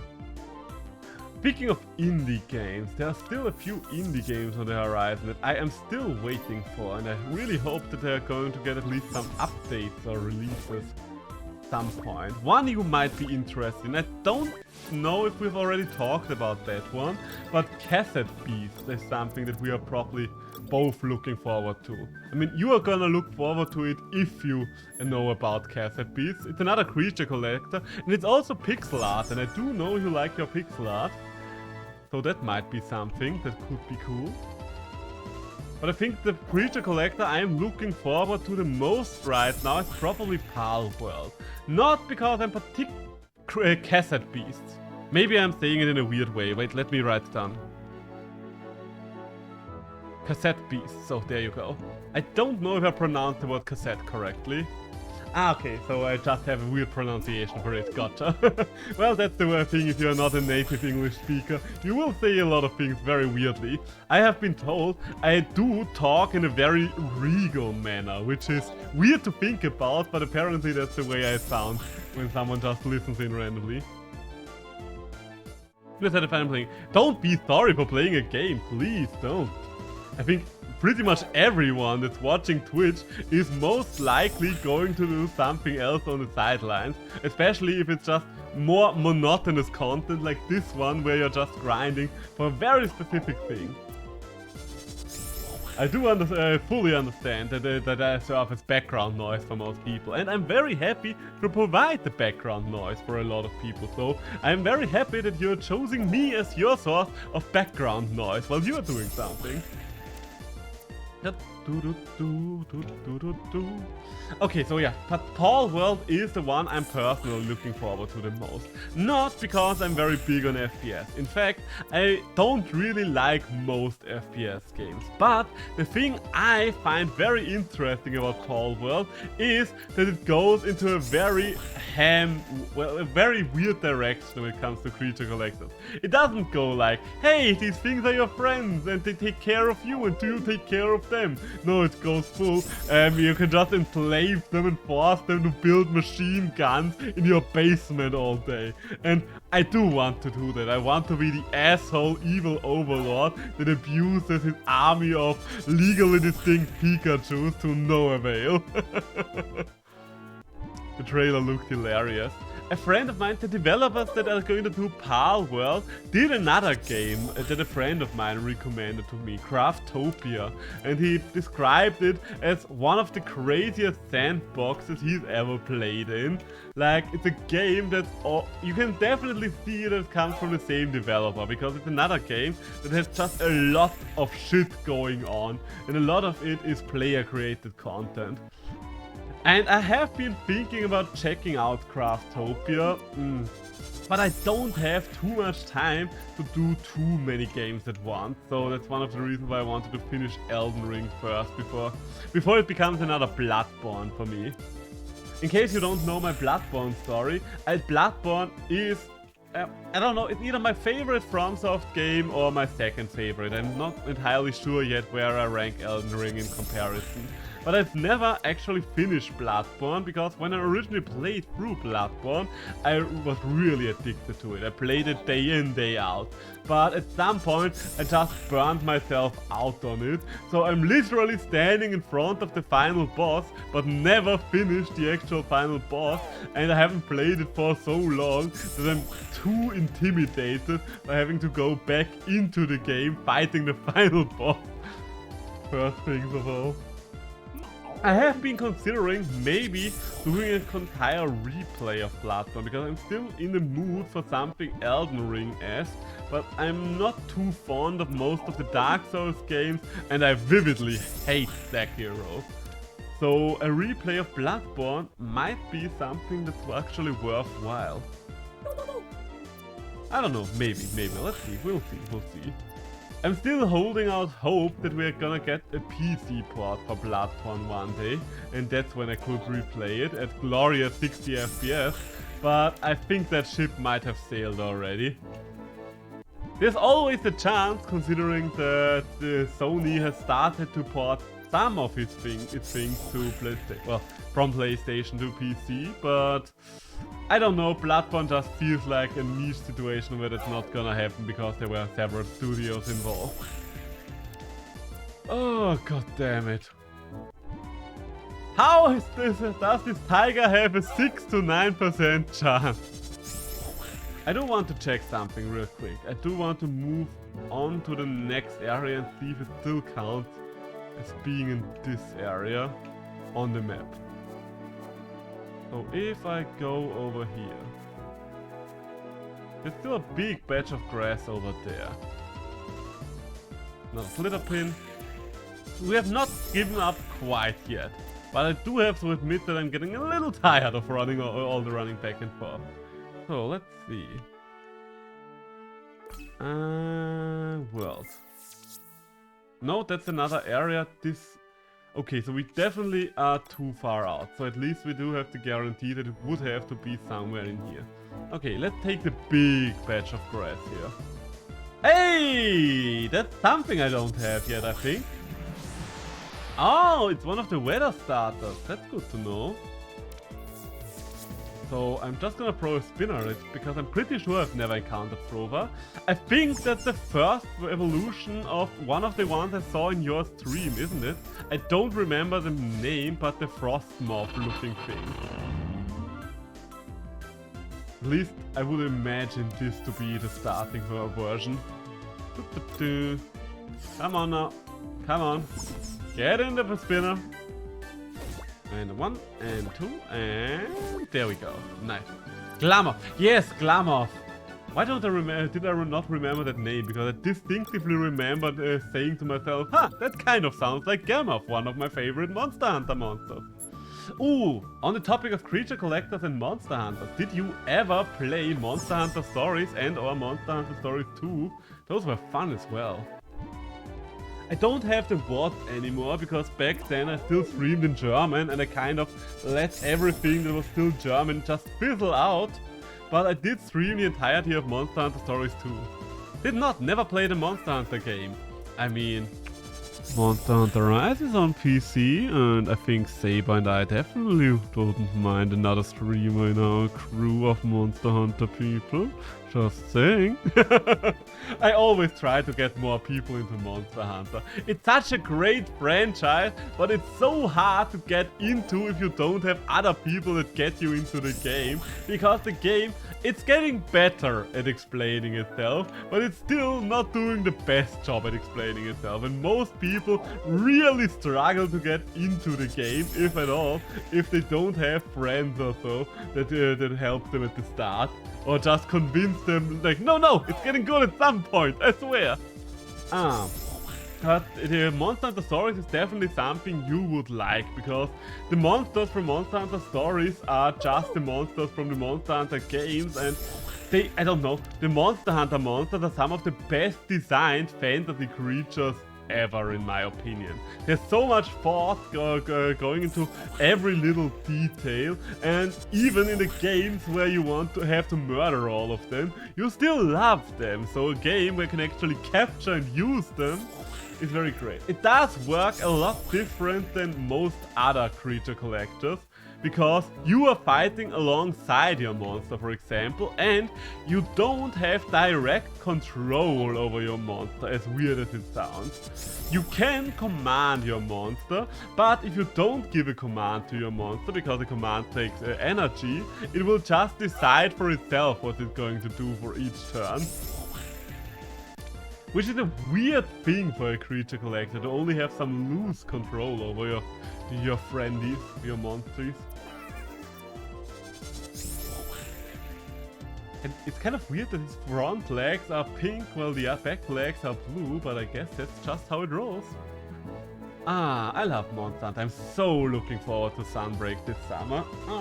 I sadly played Rise to death twice already, because I played through it on Switch and I played through it on PC. And I can't judge you for your time in Coromon, because I have roughly 450 hours in Monster Hunter, both on PC and on the Switch. And this is the shiny Slither pin that I have kind of been looking for, low-key.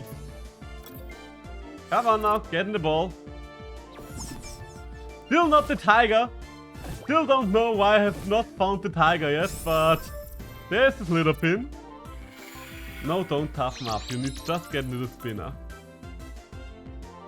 I do like the potent colors. I wonder what the colors for a perfect one are, but the potent colors are pretty decent so far. They kind of remind me of Luma Chimurian. Really bad luck for this tiger. I mean, I know it's sunken cost fallacy, but I think I'm too committed to give up now. I can't go back anymore. We've spent too much time trying to hunt down this tiger to give up now. Am I going... I don't want to use too many of my silver spinners. OMG. Oh, come on! Stay in the bloody ball. I don't want to kill it. You just realized you read it wrong? Okay. What did you... Don't worry, but what did you read wrong? Is the percentage a lot lower than we originally anticipated? Is it something like that?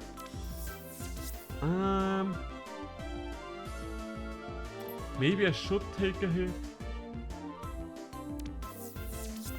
You know what? I'm just going to heal my Slither pin for now. Oh, the tiger spawns in the middle of the forest in tow. Well, now we know. Okay, I will head to the middle of the forest then. Let's look at the bright side. We did find a Luma Slitherpin. So, hey, no worries, shiny. After all, it at least led me to a shining Slitherpin, so that's already great.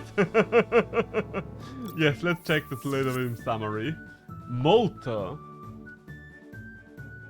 The Coromon sheds its skin after each round, giving it a 30% chance to cure status problems. I mean, that's also not bad for a tank. I don't know if it's better or worse for a tank. 30% chance is not that great, I guess. But it is something, Give a nickname to the Slitherpin. No, and for now send it to storage. Maybe I'm gonna switch it out afterwards. No worries. So let's go back to the middle of the forest. The grass patch is in the middle of the forest. You think this trade might be the best for PvP? Alright, gotcha. And another Slitherpin. This one is not potent then. Okay then, middle of the forest it is. So where is the... Could you allow me to leave the grass game? Please! I would just ask you to allow me to get out of this situation I found myself in. So, middle of the forest. So I would assume the middle of the forest is roughly around here. That feels like the middle of the forest area. Let's find out if it's true. Or maybe I should just look it up. You know what? Let's switch game capture back on, and I think I'm just gonna look it up. Just to make sure that I am running through the right grass patches now. Coromon. I will just type in Coromon Electric Tiger. Electric Boogaloo. So, let's see. There, I think that's the first farm. Bittybolt. And Bittybolt can be found where? Trivia. No, you're not telling me much here. This website is useless! This side is the best. Ah, thank you very much. The Coromon tracker. Okay, and there is Bittybolt. Okay, oh wait, no, I find her. Bittybolt.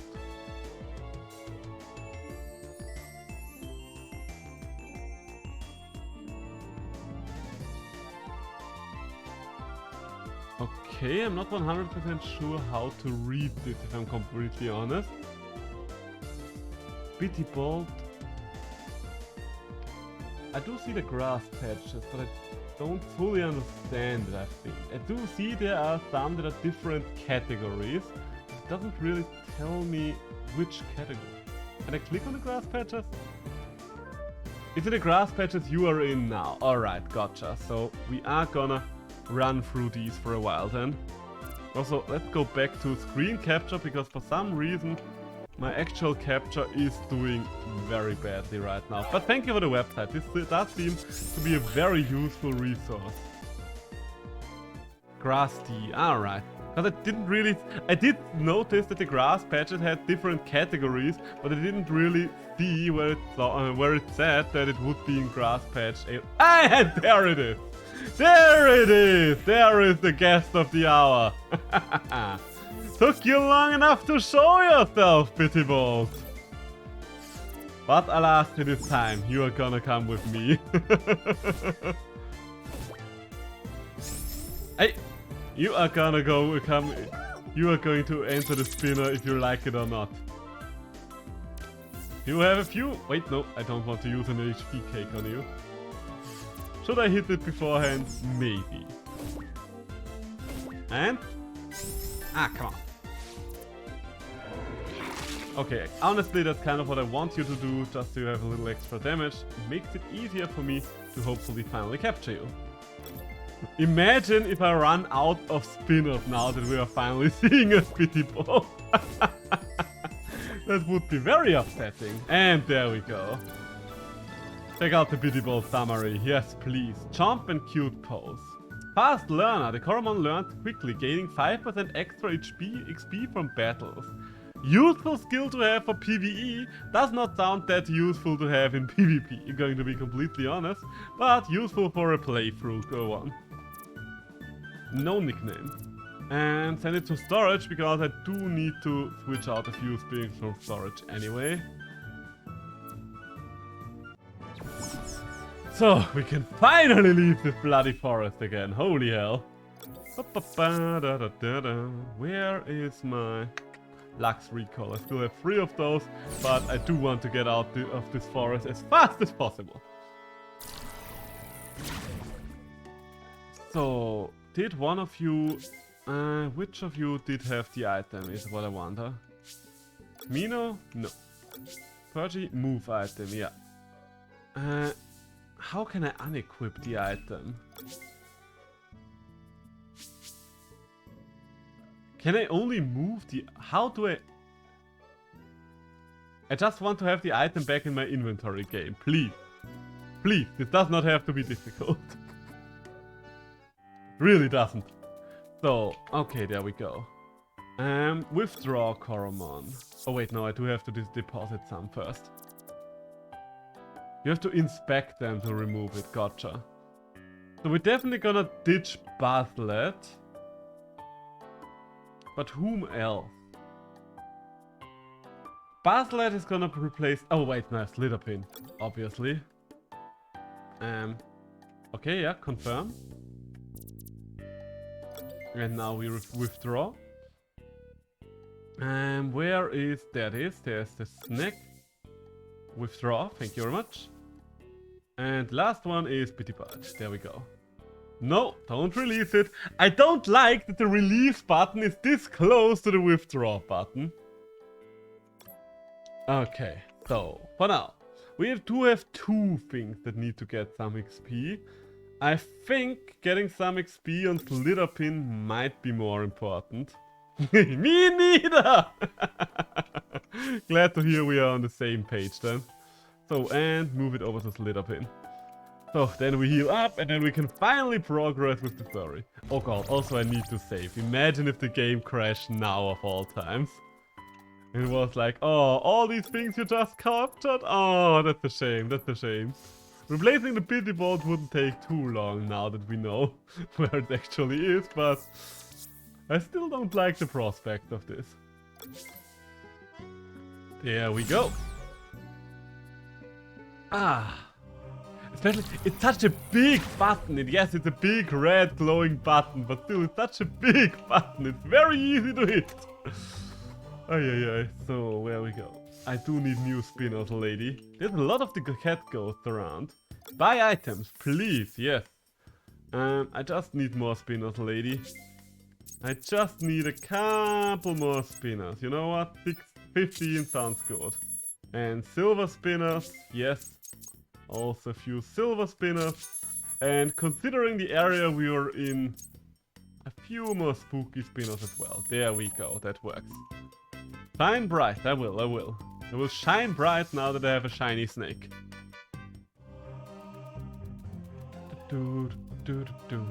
Hey, loot! Why is this thing blinking? Do they always blink? Pepper scent. Alright. Okay, that seems to be another exit, but let's see where this place leads to. A graveyard! At least I think it's a graveyard or something like that. Hello, man.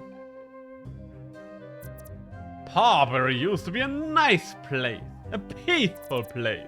But those darn priests over at the temple, I trust them as far as I can throw them. Oh, you and me both, Reginald. I too don't trust anyone who's a holy man. They must have caused all this fuss, all this ruckus. Okay. Okay, I'm just gonna repeat that. Okay, you don't tell me anything new anymore. I don't know what kind of fuss, but I guess another kind of NPC is gonna tell me. How to get there?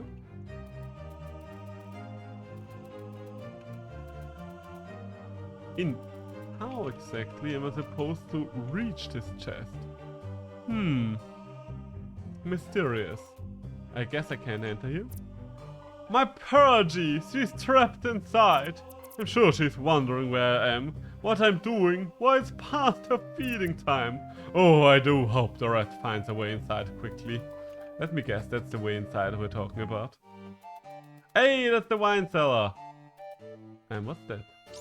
Hey, a golden spinner. Nice. Hello, birdie.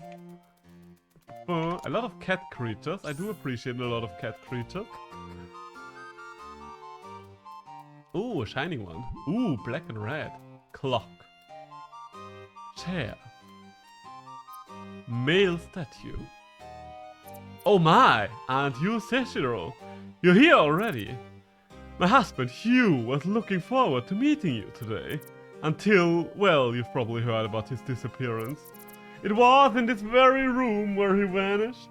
Hugh was determined to figure out the cause behind the recent string of hauntings. You have seen the floating objects around town, right? This morning, Hugh used them to track down the strong energy leading to this very room. But the energy flowing through the cellar is much stranger than those objects outside. Come, let me show you what we've discovered. Objects in this room seem to disappear and appear at random. Like this floor tile in front of me. Let me assure you, it was not here before today. And if you step on it, well, it will take you on a trip. Just like so. Once you arrive, it will look like nothing has changed. But do not be fooled. A chair that has vanished. A statue that is out of place. These details will be different. Each object in the room will have engravings on them, pointing in a certain direction.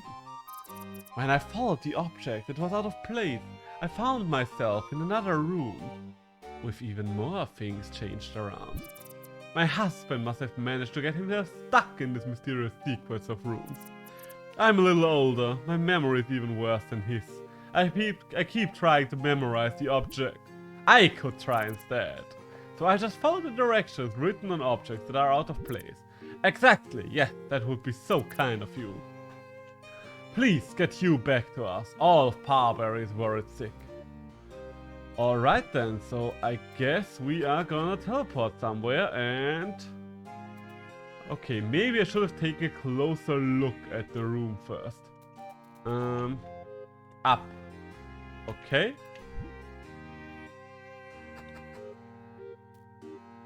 And we are back to the first room. Gotcha.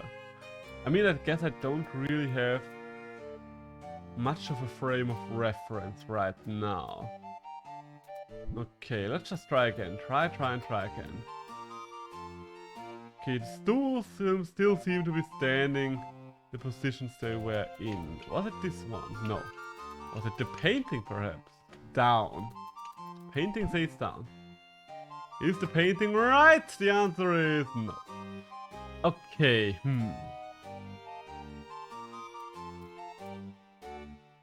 Let's have a clear look. Let's have a clear visual of the room. Remind ourselves. Oh, it's the couch, it's the couch.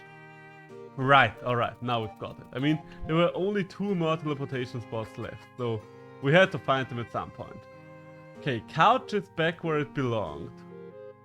I think that was the... Wait, I think the right one was the female statue, right? Up.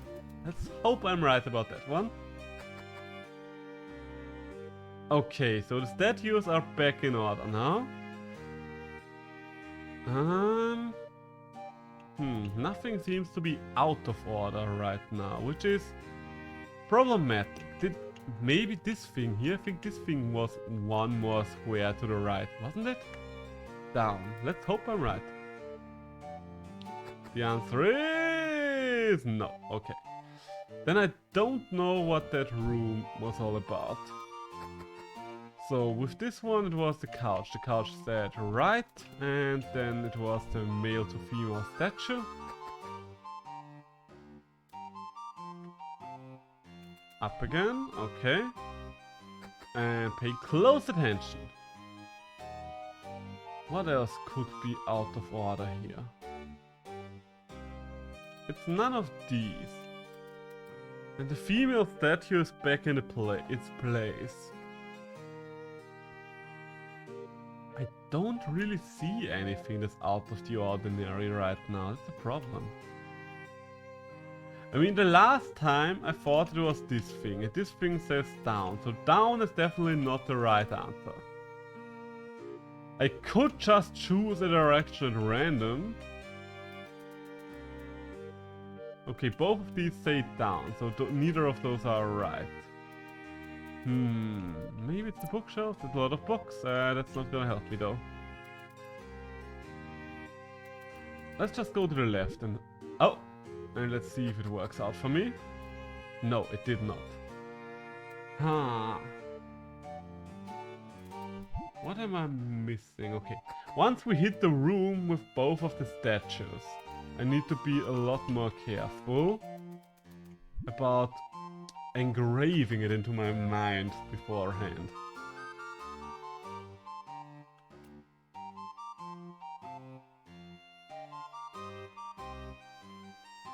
I really can't find anything that changes from this screen to the next, other than the statue switching back.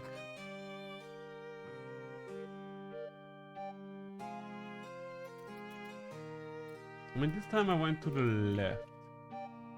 You're telling me down and up.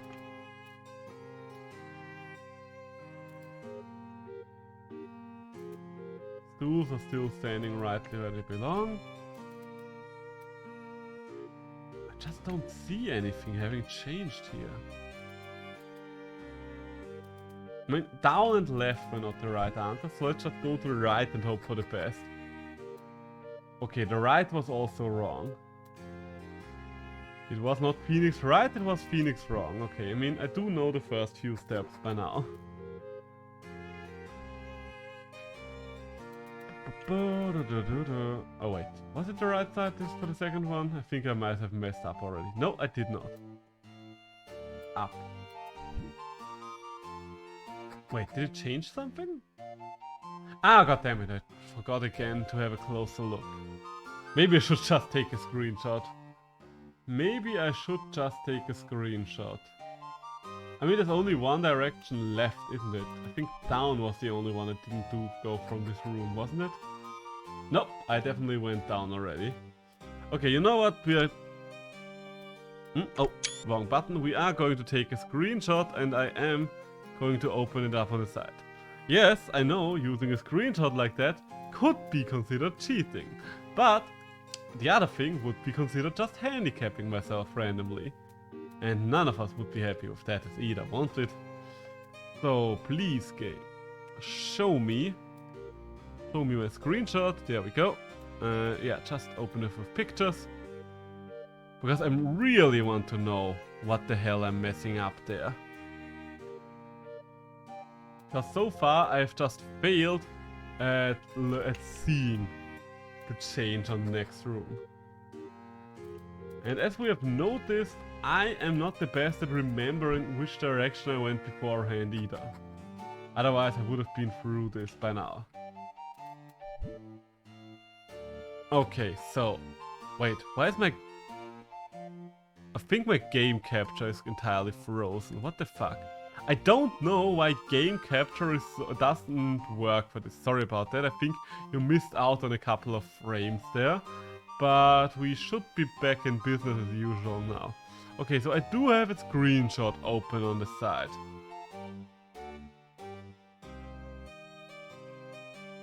Even with a screenshot open, I can't see anything different in this room. I mean, there's no door here, but I think the door doesn't appear in any of the rooms. Wait, no! I think the clock is changed. It doesn't have any arms anymore, but did it have arms on the other ones? Guess there's only one way to find out. Okay, so it's not just moving the objects themselves can change as well. So this picture is very easy to find. That's probably the easiest one yet. Okay, now there are no more books in the bookshelf. How many layers does this thing have? And now there's a wine glass in here. Okay, now we are rolling. Now that we know what we have to look for, we are rolling again. Okay, we are in a more tricky situation again. I think the barrel was not stood upright, right? Up. I think the barrel was changed around. Hey, it worked. Wonderful. Wonderful. Yes. A human possessing a strong soul. I'm not entirely sure if a strong soul is necessary to get through this. More like a good memory, which I also don't have, but ignore that, let's just move on. A human who has answered our call for help. I mean, you could have just left a memo on the desk. Who was that? Is someone there? My stone. My access stone. I seek a worthy individual to grant my stone upon. But even my powers cannot reach through multiple realms of existence. Come, hider, not the flesh and blood you know, but the you that can reach the realm. The realm known as the In-Between! Okay. Oh. Oh, is this tight? Oh! Huh. Alright, we are a soul now. Don't know how I feel about my body and my soul being separated from one another, but I guess it is what it is. Hello. Raptios, are you the next titan? My soul, this form, it longs for peace. Until someone bestows me with peace, I am forever restless. Alright. Hey! The rat, are you there? Can anyone hear me? Okay. Okay. What do I have to do about these stones? I can't get past them yet. How can my soul... Why does my soul have to take regular routes here?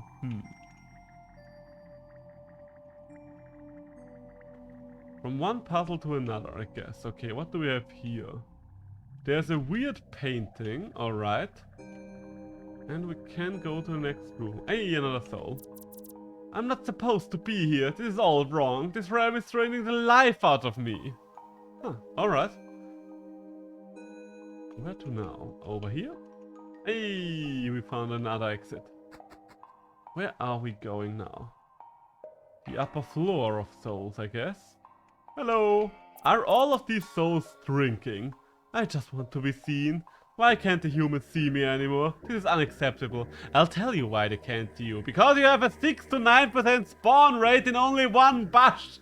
That's why I can't see you, Bitty Bolt. And no, I'm not Bitty Bolter about it. So, what do you have to say? Oh, that's a new creature. I've not seen that one. Mark Millers. By my calculations, I should have been reincarnated 3 days ago. Something's amiss. Oh, what do we have here? A purple poo! What do I do with the purple poo? The measure stone. Oh! Hello? Souls of Coromon, unable to rest, unable to pass. This is not the place for forlorn souls filled with such immense grief. But the Meska realm, where they belong, it is full. Ah, so the afterlife is full already. That's not good. This stone, known in your reality as the Meska stone. It is this stone that will lead you to the realm that overflows with souls. We have need of a resolute human mind. One that can hurt the lost souls. Find me, and help thyself.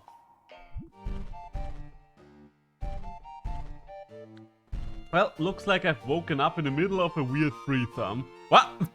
What are you doing? Stop! Darling, you've been in a stupor for hours.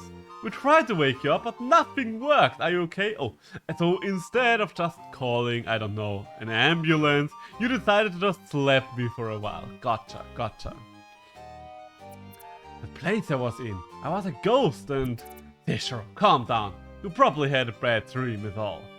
Anyways, lots of things have been happening while you were asleep. The ghosts in the cellar, it seems they've finally gotten tired of pestering us. I hope they're not haunting the monastery, annoying those pesky priests instead. Speaking of, I almost forgot. Rigel sent me here to find you. I need to enter the monastery. He said you have the key. I do have the key to the gate. before I give it to you, you have to defeat me in battle! No, you have to promise me something. Don't beat around the bush, you. The priests in there, they got the screw loose.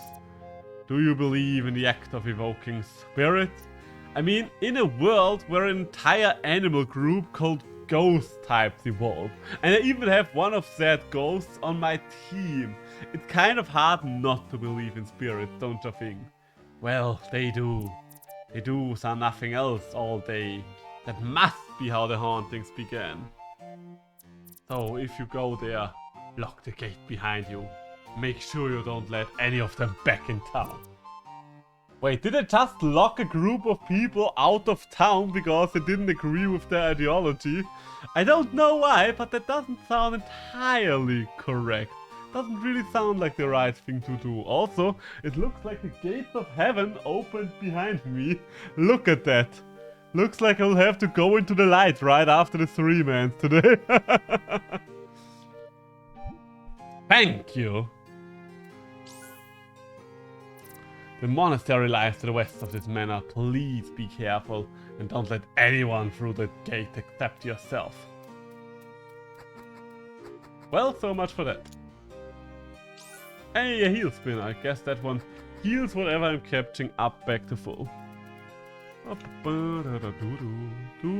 Why does a small family house, well okay, a villa, have this much wine stored? Holy shit, that's too much wine for any old couple. Best not keep the gate open for too long. Those weirdos deserve to live there. Let them stay there. Okay then. Let's see what kind of mad priests we're going up against. Ooh, I do like the sounds here. Oh, okay, yeah. I mean, the red robes ain't helping you. They do give you quite a ghostly look. Halt! Come no further. Behold, comrades, the stench of Folklore Manor reeks upon this newcomer. What brings you here, outsider? Non-believers shall find nothing in this monastery but everlasting darkness. I was sent here with this. The gold purple poo of doom. Can it be? Is this a sign? An omen? A harbinger? The stone. It is the image of our inscription. Do not be fooled so easily. This could well be a forgery. It takes years of training a Purgas before it can conceivably produce a measure stone. Brother, sister, we must not write this off, nor accept it blindly. I call for a test of faith! The guardians of the measure realm stalk these halls. They will determine if this individual is worthy enough to meet our Lord. I'm in for that. Brothers, sisters, let us observe how the haunted halls will treat this outsider. Take your position. Wait, what are you talking about? You bring to us a measure stone in an attempt to claim an audience with our Lord. His guardian spirits cull the weak. They will test your mettle. Dangerous, it most certainly is.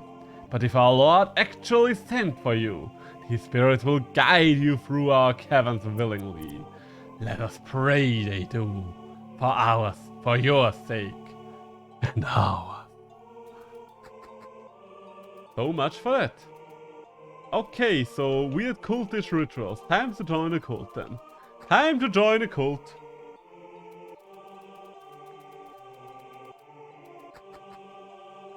I will assume I just have to get through this. Somehow, so I guess it will just be another dungeon. This does not seem safe. This place is already breaking a shit ton of OSHA violations and we've only just entered it. Like, I don't see a railing, I see uneven flooring, I see a new Coromon, which is cool but will probably also break OSHA violations. Well, OSHA regulations. But let's capture it. I have not had an Otogi yet, and I don't think I want it on my team. I'm not too fond of its design, if I'm completely honest. It doesn't look bad, I just don't like the look.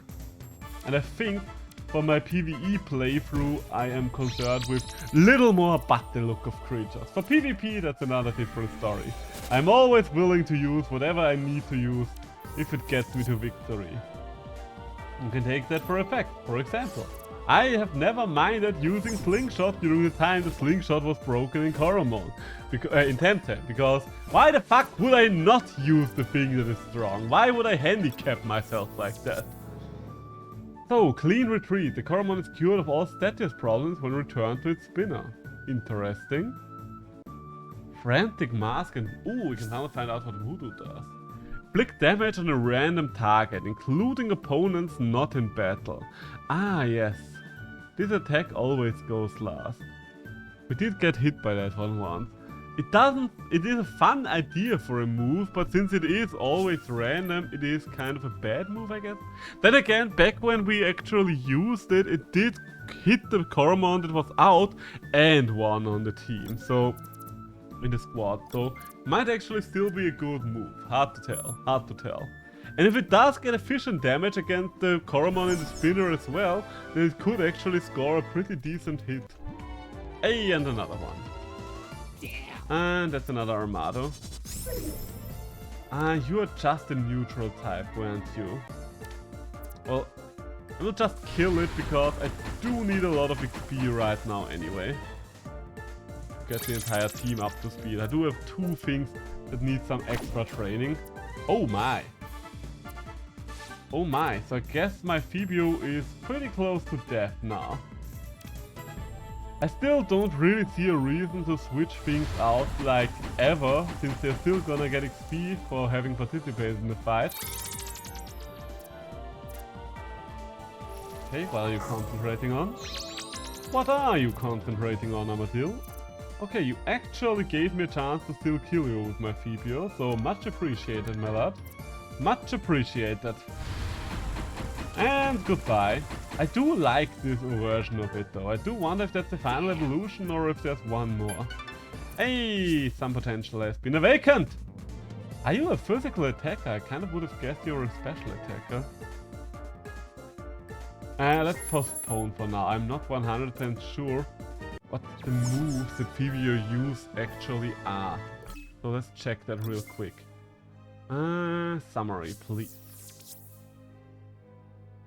So, Cloudburst is category special, yeah, and Slush is also special, yeah.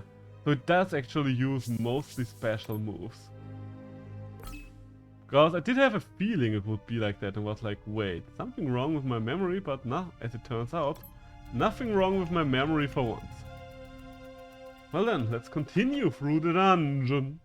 In the dungeon. So far... Oh, what do we have here? Oh, and it's potent. It's new and potent. Lovely, just lovely. No idea what it is, but immediately finding a potent version of it is kind of nice. Terra Face. Huh. Okay, now I'm thinking about putting it on my team just because it's cool and potent and all. And let's just go for a Tailspin. And then I think we can try to capture it. Really good for PvP. Ah, nice. Nice, nice, nice. And down goes my pure little Mino. So, I think while we are chucking balls at it, I'm just gonna leave Borealis out. So, items. Is this a ghost? I would assume it to be a ghost thing. So let's just use a spooky spinner. Because I don't really see this being any type other than ghost. And... hey, we've got it. Yes, I would like to check it out in the Coromon Samurai after all.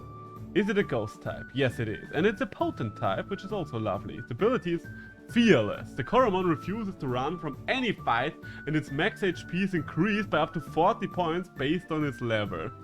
Oh. Okay, okay. Sounds like...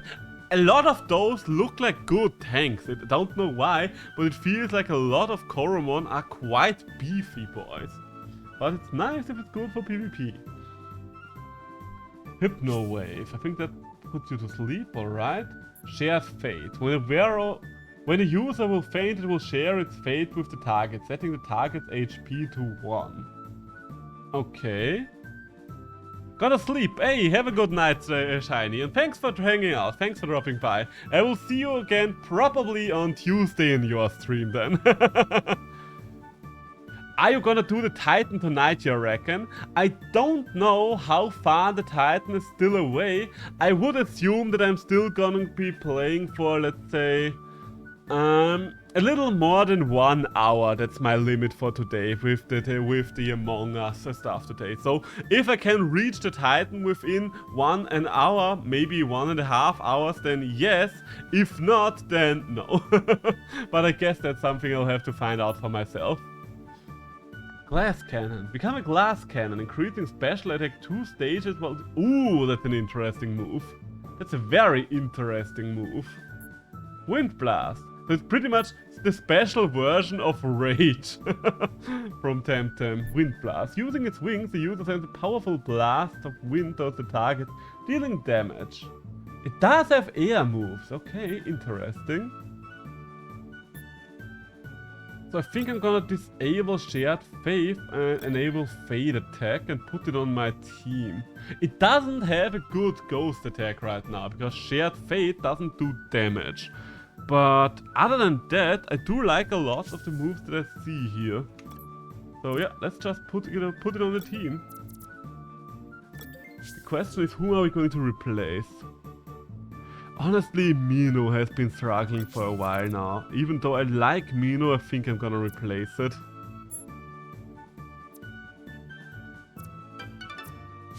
Hey, Slitherping got a level.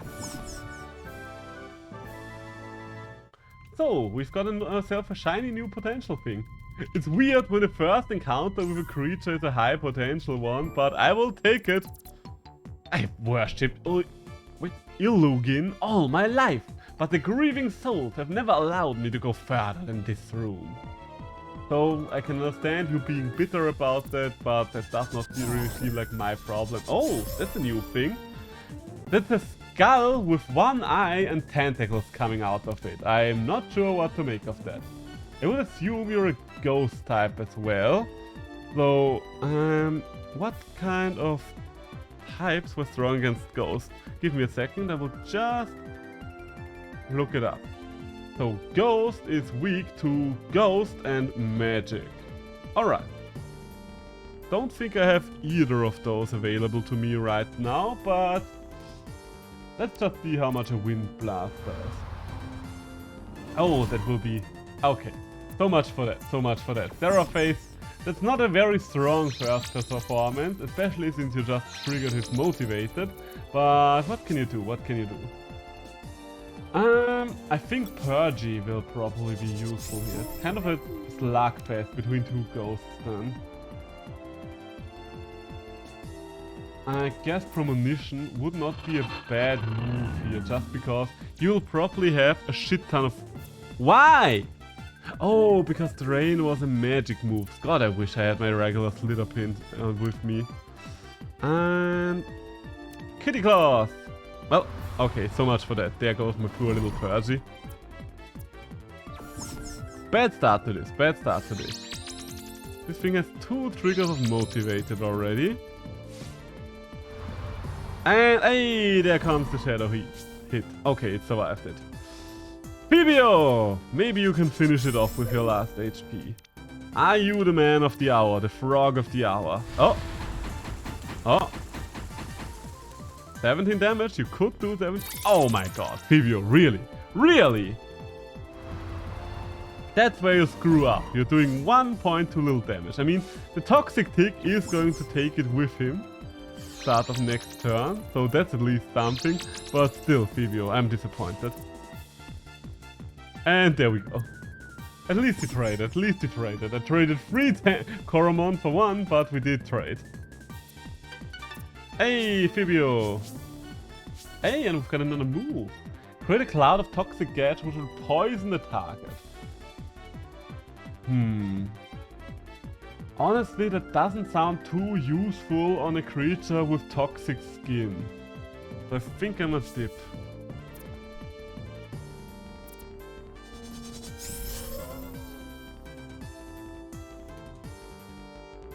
So yeah, I'm just gonna... Okay, so that's how Seraphase would usually look. Oh.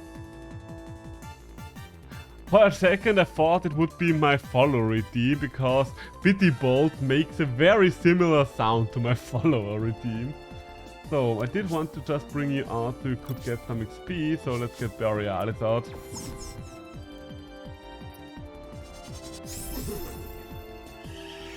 Oh, no, don't fall asleep, Borealis. Don't fall asleep, my big girl. You still have stuff to do. You still have stuff to do, and that stuff you have to do is snowball the Seraphase. The Seraphase! Okay, that's... Wind is not very effective against ice. I do wonder why. Because it feels like a type that should be neutral against ice. Those are always the ones that are the hardest to remember, because you just don't know why the hell. If you make a logical conclusion why one element is strong against another, I guess because wind can move around snowflakes and stuff, but that's still very hard to remember as a mental bridge. Hey, Bitty Bolt! Getting all the levels. So I think I'm gonna send Bitty Bolt out again. It will probably die because of this, but it's still gonna get XP, so I don't mind. Okay. What's the Frantic Mask doing? It's not affected. Ah! I guess we can just cutie pose it. Don't think any attack that Bitty Bolt could do would be all that useful. Oh yes, you're doing the voodoo. Wait, I just know. Oh, I was wondering, why the hell is the Borealis health bar out right now? Because of the voodoo, that makes sense. Okay, so it does not seem to do any damage to the one that's out actually. So I guess, I don't know what to think of the voodoo thing. It could potentially still be useful in PvP, since there are only 3 creatures anyway, so you do have a 50-50 chance to hit whatever you are kind of going for, if you're going for something specific that the opponent has not brought out yet. But at the same time...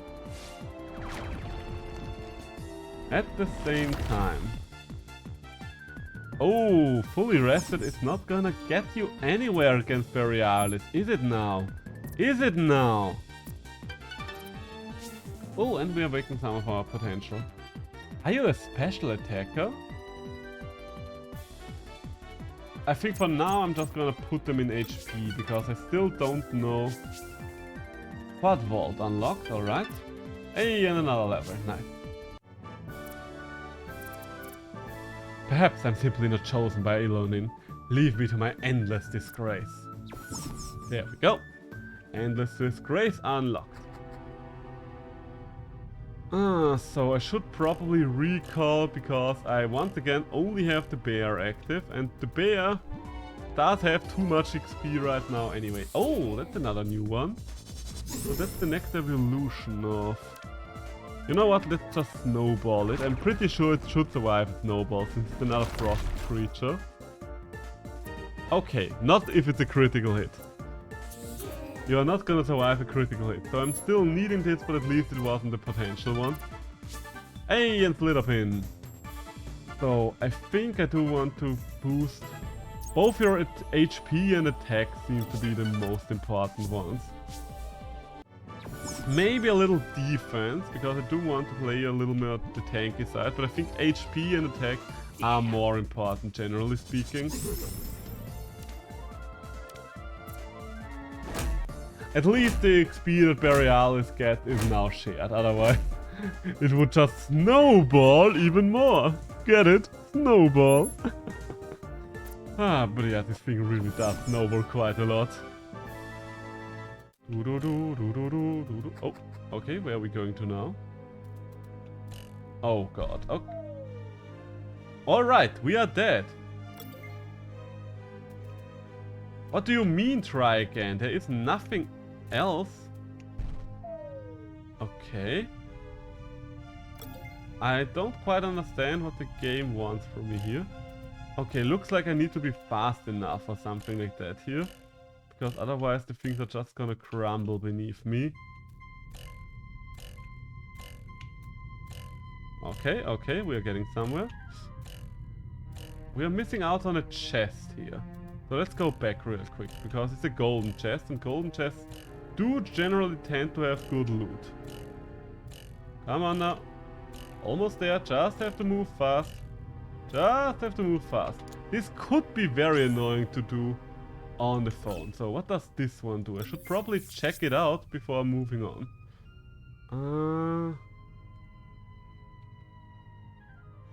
Because otherwise I'm just gonna forget it again.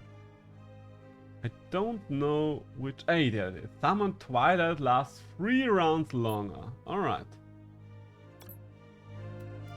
That's pretty good, that's pretty good.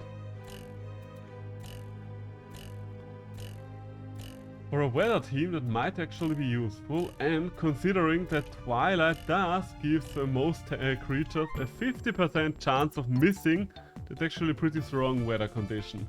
Did you cheat? You must have! Or could this be Elogian's Blessing? It's a very hard to pronounce name, sorry if I butcher it. You might have noticed already how many names I butcher on a day-to-day basis. Stop missing Borealis! I mean, I know that's kind of your whole thing, but please don't. Okay, we have one more snowball here for you. Can we kill this level 25 Seraphate in one shot? Yes, we can. Unstoppable bear. Hey! And Slitherpin is getting somewhere. Constrict, okay, kind of useless as we know, but I will take it. Oh my god. Is this the evolution of Seraphate? Because it kind of looks similar. Then again, it's the same level as the Seraphate was, so I'm not entirely sure if it can be an evolution. Hey! Oh, and it gets unable to move. Nice. Oh, and we missed, so we kind of lost out on it. Oh, and the glass cannon is not gonna do much for you. Should have taken a shot at actually doing some damage. Should have tried to do some damage. If it can evolve on level 25, then our own Seraphate might actually be pretty close to it. Assuming, of course, this is the same creature. Which I don't know for sure yet.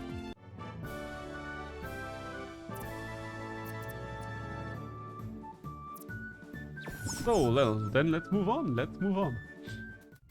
I'm getting a little hungry right now. Which is a problem, because I don't really want to go and eat something right away, because... wait, is this another exit? No. Let's check both of these side exits first. Aha! Okay. We are getting to a couple of chests here. Ah, okay, I see. That's the chests we've seen beforehand. So, loot. Stinky sand. Alright, fear sand. And... golden... Ooh, golden spinners. That's the best spinners we found so far. Oh, and we're getting attacked. For a second I was like, thinking there might not be anything in here that could attack us. But as it turns out, they're infected. Let's see how fully rested you are, Otto G. Not fully rested enough, as it turns out.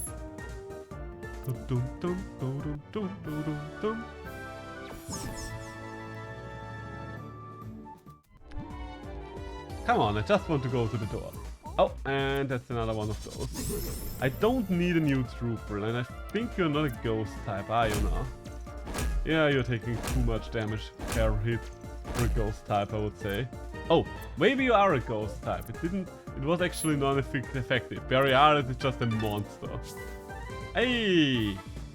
So let's go into some attack points, because I think not having invested that much into attack was actually a mistake I did last time with Slitherpin. So let's do it right this time around. So I guess the right door will be with the old man. And there's a new Seraphate. And there is yet another Seraphate. At least I'm getting a lot of XP for my new snack.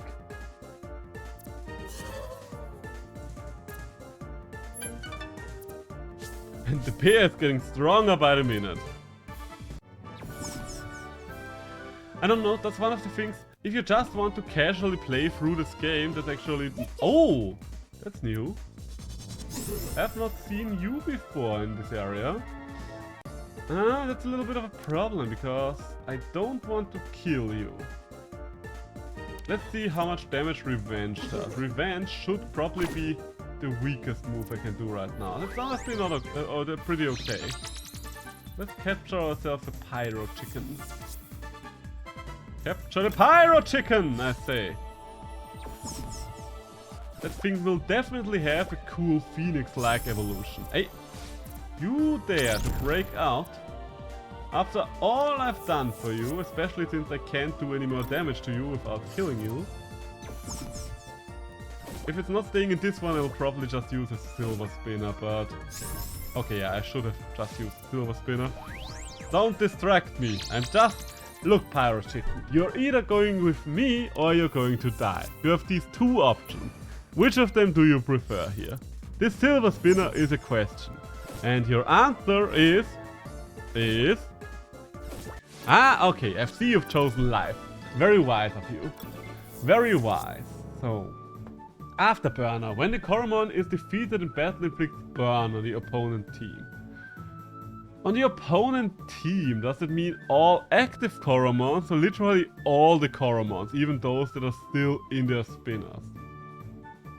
Health link. The user shares its health with the target, eventually evenly redistributing their HP by percentage of their max HP. Ah, that's pretty good. Fire pack. Just a physical fire attack with a chance to...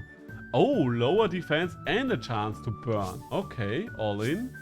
The user goes all in, raising its attack by 2 stages and lowering its defense. Okay, so that's the actual rage move. And it creates illusions. And the last move we have is just the claw. Honestly, pretty good move set. I don't want it on my team right now, I think. But going by all the fire things I've seen so far, it's one of the ones I like the most, I guess. I mean, I still like Mino a lot as well. Would like to see their evolutions before I decide. So then, old man. What? You made it past the first halls already? Well, you won't get much further. Will I now? Will I now? I mean, you do have twice the amount of creatures I have. That's fair enough. But have you considered the snowball? Have you considered my snowball? Going by the fact that your Purgy just died, you have not.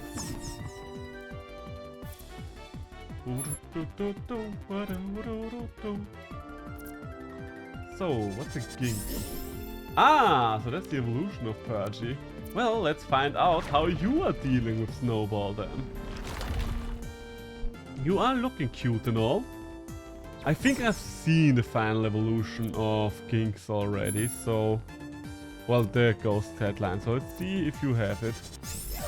Oh, no, that's Luna Pup. And the reduction of attack is actually quite bad, I do not like. Did I just get a milestone for missing moves or something like that? Don't encourage negative behavior on my Borealis game, please. Do need the Borealis to actually hit stuff. Also, it's asleep now, which is always bad. Are you going... Is this the voodoo move? Are you going for my poor Slitherpin? You are How dare you? How dare you kill poor little Slitherpin? I mean, we are back to full SP now, I guess, so that's something. I don't know, let's see if Slitherpin is still going to get some XP for that fight, even though it's KO'd now. If it still counts as having been in the fight thanks to the gem, or if that's only for the Coromon that have actively been out in battle. Would be interesting. Lunar Wolf!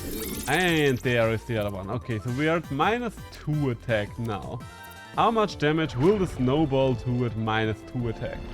The answer is... Okay, you have been knocked down. You have been knocked down and you're getting beat up again. You have fallen and you can't get up, Lunar Wolf. There we go. So Borealis has awakened some more potential, always nice to see. Always love to see it. You know what? No, let's give more attack as well. And a level up as well. Why not? Why not?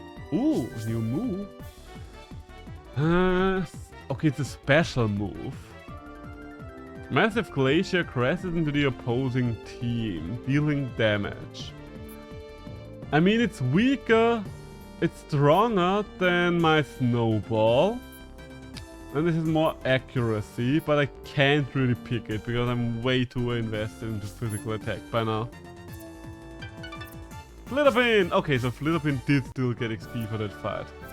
Oh my lordy Lugan, is this individual truly sent by you? Hey, you've got some money. So, let's see, do we get a checkpoint?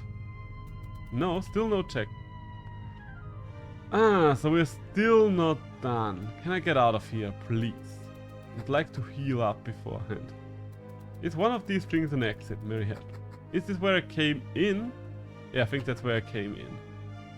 So the question is, what's the other exit here? Hey, treasure! Oh! Where can I change my outfit? Ooh. You know what? There we go. Now we are a cultist as well. Lovely, just lovely. Oh, a Luna Wolf. I don't think I have one of you already. I think you're gonna die though. Yeah, you are just gonna die. Sorry for that. But that will answer the question if Slitherpin is... Okay, Slitherpin still gets XP even though it is defeated. That's interesting. So, am I just going to run all the way out? Am I going to use one of my teleportation devices? I think I'm using one of the teleportation devices. I mean, that would be kind of wasteful, wouldn't it? It's such a long way out, I don't want to run all that way. Could of course also just revive a few things. But it's also kind of wasteful in another way. I guess I should just leave the entire building the regular old-fashioned way. Shame that it has to go like this, but what can you do? What can you do? Really wish there was something like an escape rope as a cheaper option to buy. Then again, maybe there is a cheaper option like that to buy. Ah, no level up for Slitherpin. That's a little surprising to say the least. Okay, so let's leave the weird temple for now. If I still remember the way out. This looks to be like... If I break through here, will I stand where I started or... Okay. I was hoping it would just teleport me back to the exit, but no. I actually have to go through this little platforming section. Why is there a platforming section in my creature collection game? It's not like I mind, but I do need to leave this place. And I want to get out of here because I need some healing.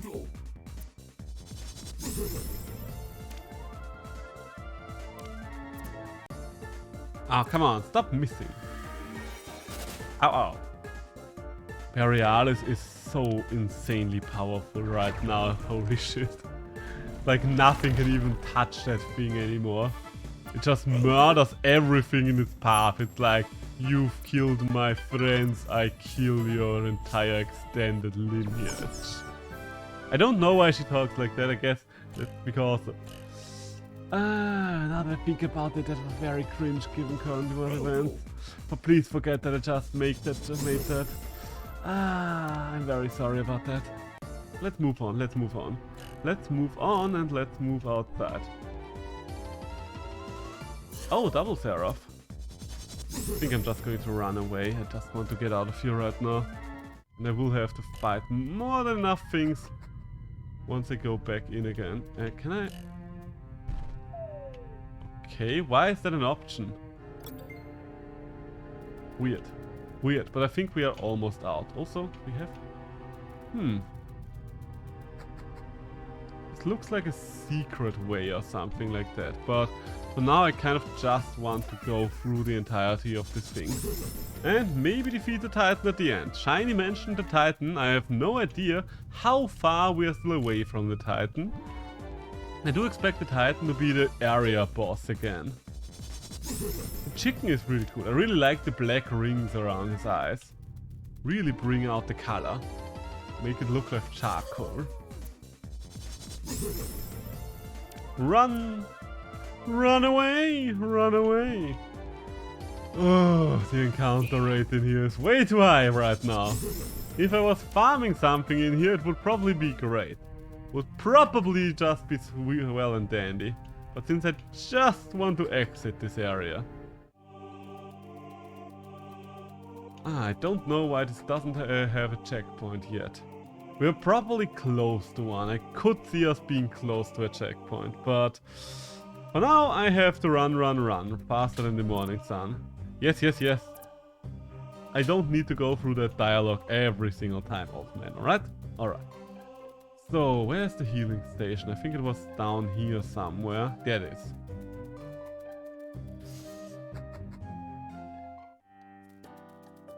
Excuse me, ma'am, would you be so kind, or old man, to heal up all of my creatures? Thank you very much.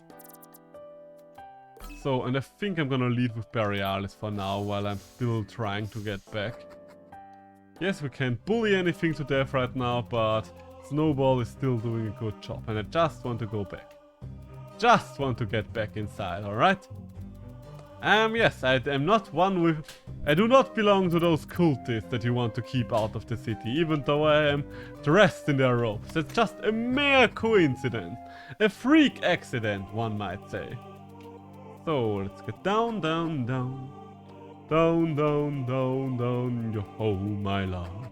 Yo-ho, my lord. Have any of you ever seen the Lord of the Rings animated movies? I bet most of you don't even know that there were animated movies of the Lord of the Rings, but there actually were, I think, 2 animated... Oh, what do we have here? What do we have here? Is it potency that I see? I spy with my little eye something's a little potent, and I'm gonna use this rover to test out the amount of damage I could potentially do to the other one.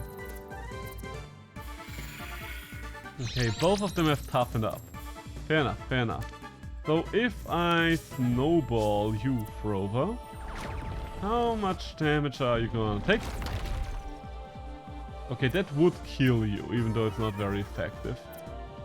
So I should be a little careful when it comes to this Rover. Might have toughened up again, but I'm not gonna risk anything. And one beat up shouldn't do too much damage. Whoo! Okay, yeah. For a second I was worried. That a single beat up is gonna do it. So, let's use another silver spinner. We found a lot of potents today. Even without looking for them. I mean, we were looking for creatures, so it was quite likely to find another potent, find a few potents there. Oh, no. Cancel giving a nickname, yes please. Send to Coromon storage, thank you. And another achievement for a potent one, I guess. I still don't quite know what the milestone levels are for. I probably will have to see this at some point. Maybe a mechanic that comes in a little later on or something like that. Or maybe not. Hard to say right now. Kiki.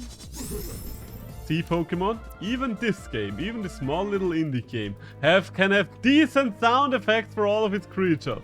So why are you too cheap to do anything that's not a bit crunch noise? In the year 2022, current year argument. I don't know, it's always this weird thing with Pokemon, like it doesn't have any right to be as weird cheaply produced as it is.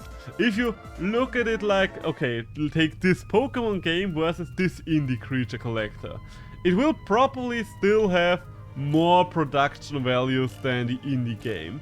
Well, not even necessarily, let's be honest, because in terms of actual quality, I would still say that most indie games are miles ahead from the Gen 8 Pokemon. And probably from Arceus as well. I haven't played Arceus myself, I do have to say. And I've heard a lot of people being quite happy with Arceus. And I'm happy for those people. My girlfriend is one of them. And I wish everybody is having fun with their game of choice. But the thing I do have to say is, as someone that hasn't played the game, visually speaking, it looks like dog shit. Like, you can make any form of excuses, like the people that defended fucking Gen 8 were like, yeah, people were complaining about the trees, who looks at the trees? It's such a stupid argument. The trees were just sticking out the most during that one trailer, but the entirety of Gen 8 looked like dog shit. There's just no other way of putting it. Oh, I think I'm almost at the spot where I was. So we can switch out Borealis for Purgy? For Seraphase? Let's leave Seraphase at the front. Then again, Seraphase is probably very weak in here. The outsider, one who somehow managed to acquire a Measure Stone. Oh, dearest Illugan, if this non-believer's quest is unjust, guide my hand in this most holy of battles. That's the problem with you religious people. You always think like, okay, God is gonna do everything for you. And I've never seen this thing before, but I like how it looks. Let's try it with a Hypno Wave, I guess. You decreased my speed, alright. And is Hypno Wave gonna put you to sleep? The answer is yes. So then I guess it's time for a Glass Cannon.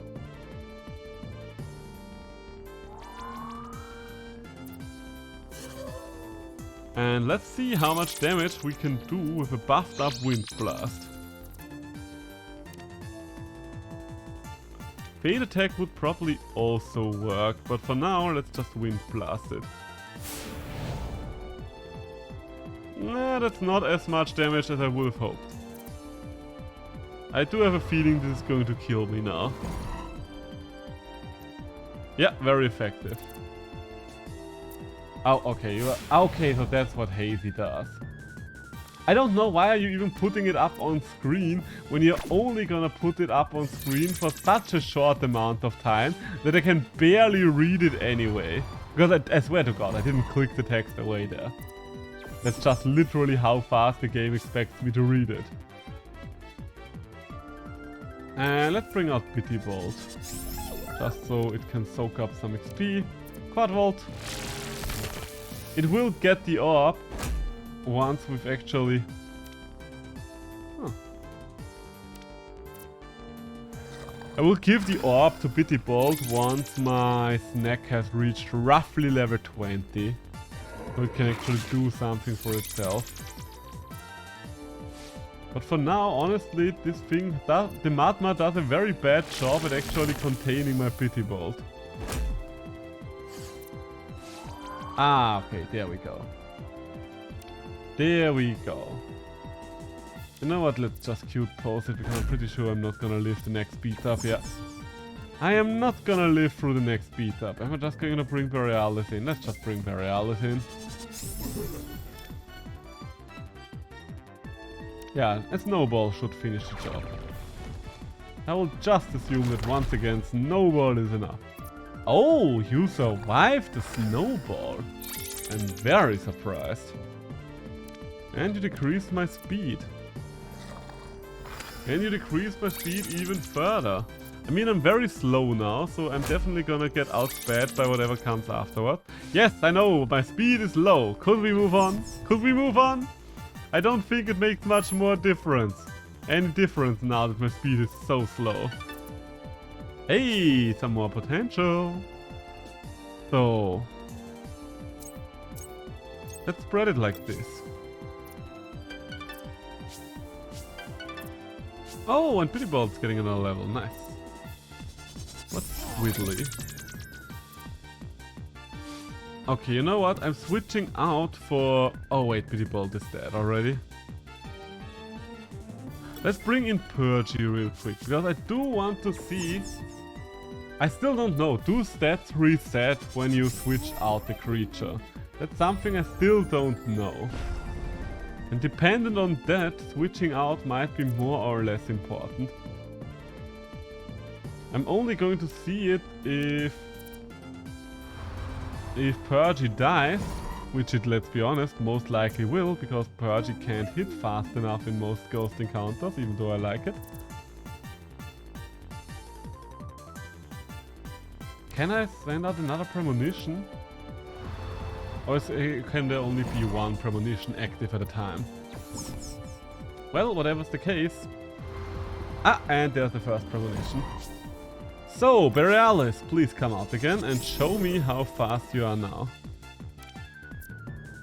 Okay, considering that I'm going first now, and I'm pretty sure there would be no way in hell that I would be going first with all those speed debuffs. I will just assume that stat changes do get reset on a recall. So Pokemon rules, not Temtem rules. Good to know though.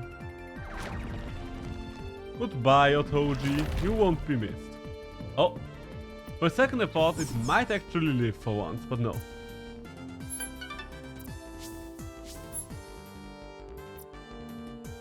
More levels of Slitherfin? No.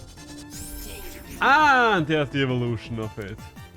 That's the looker, isn't it? Don't know where the new arm came from, don't know what happened to your eyes, but does not look... Oh, and you were knocked down. Oh, you brought out your trump card and the trump card doesn't do much. Okay. You killed yourself. Alright. I mean, you cursed my Borealis. I see. But since this was your last creature, I don't think that actually did what you wanted it to do. Hey, we've unlocked Acid Bite. Enable, yes. Get rid of Constrict and enable Acid Bite. There we go. My defeat is apparent. You may be the one prophesied to complete the task. We will not disturb you anymore. Pass in peace. We will pray for your... our success. Ah, they are communist cultists, I see. So, let's move on. Oh. Oh, the purple poo is doing something. No, purple poo, stay with me. I'm so happy that I don't have to do this on an actual phone. Ah, that's a lot of kitties over there. Hello, my kitty friends. Let's save real quick, because I haven't saved in a while. So, what does the purple poo do? Alright. We've touched the zone. I will now touch the zone. Okay, things are getting activated. And I have been vaporized. So it was a trap all along. Oh, I'm a cat now. I see. So this is how the world looks through a ghost cat's eyes. The Measure Realm, thou have truly appeared.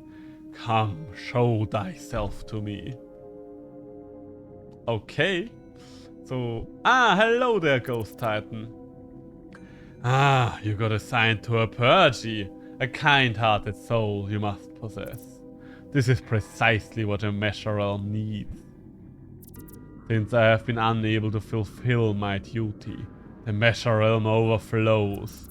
Solution exists. We must cleanse those known as the Souls of Acceptance. Guide these brightly colored souls to me.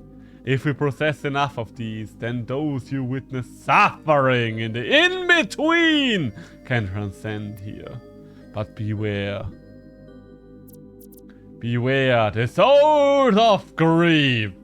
Those not yet ready for reincarnation. Why are you yelling every other word? Heard enough of the souls of acceptance to me, then we shall discuss your true intentions for coming here. Alright. Alright. So, brightly colored souls. Where are brightly colored souls? Hello, are there brightly colored souls around? You seem to be brightly colored. And we've gotten one, alright. So I think we need to get 7 of these. And another one. don't know if we should engage with the black things. I guess not. We have been warned about them. I don't know what would happen then if we'd have to fight or something. So far, they don't seem to be doing much. Okay, we can't go past these without a fight. We are only missing 2 more, so it's going well so far, I would say. Can I get past this? Oh, interesting. I was like, okay, this is dead end, but no. Turns out, we could just get past it. And there we go. So, we've got all the brightly colored souls that we needed, I guess. Huh, that was easier said than... Oh! Okay, no, we've got a quarter of the souls that we needed. Okay. Okay, and they started moving, alright. I was wondering if they would just be hanging around, because that would make it a lot easier. So... we'll have to repeat this a couple of times. Actually, a lot of times, now that I think about it. And we can go down here now. So, can I enter through this gate? No, does not look like it. We cannot lead through the gate. But we have seen the souls, the brightly colored souls. We are gonna pick up the brightly colored souls. Do we think there will be another one down there somewhere? Does not look like it. Most of them are still not moving, but I guess the further we progress, the more of them are moving. Okay, and we can't enter houses, so all of them will have to stay... Oh, wait. Just saw there's another one up there. So all of them will have to be outside somewhere. Okay, you are bouncing back and forth. Like the funny little balls you are. Okay, another one. We are only missing 1 more piece. Ah, okay, the last one is a little bit of a puzzle then. Okay, that's not much of a puzzle if I'm completely honest, but I will take it. Okay, so halfway done with our job as Spirit Collector. Speaking of Spirit Collectors, any of you ever played Spiritfarer? It's such a good game. Oh, almost flew into you. Almost flew into you.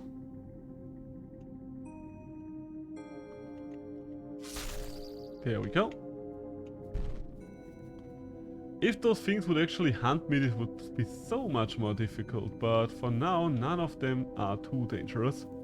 Spiritfarer has been one of my favorite games in its year. The best way to describe Spiritfarer is Animal Crossing with more personality, I would say. Okay, so these are actually a little harder to get by for once. There we go. Because there are not as many people in Spiritfarer than there are in Animal Crossing, of course, since it's just a small indie game. But it's beautiful, and the menial tasks you do are all their own mini-games, making them way more fun to do. And talking to the villagers, well, villagers, the spirits you have to guide through the afterlife felt way more interesting, because they actually had interesting things to say, Nintendo. Who would have thought that giving you characters that I'm supposed to care about interesting dialogue would oh. Oops. Okay, so I don't just lose everything, that's good.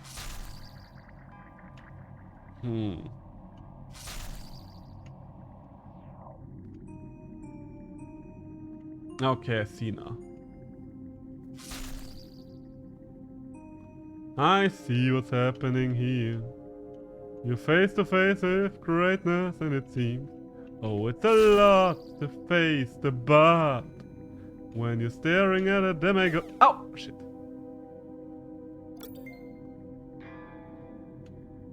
Oh, but I opened this one up. Alright. So we're only missing 1 more, and there it is. So it worked out, and now we know what happens when we actually touch those. So, home stretch, baby! We are in the home stretch, officially. So what can I say except you're welcome? How the fuck do I get down there? Hey, it's okay, you're welcome. I'm just the ghost that's playing Spirit Ferrer. Now, do so. Where do we go? Oh, okay. Okay, so the block to deactivate this is down there.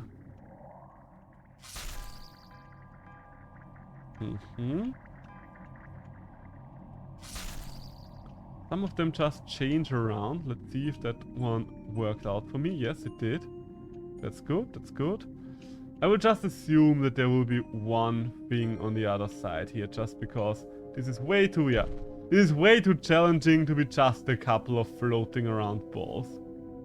Although we did hit a lucky rotation where we didn't have to worry about much. But since we've gotten the soul already, this is alright in my book. Okay, oh god. Ow, cow. Okay, so there's definitely a lot more movement on this final trial going on compared to the ones that came beforehand.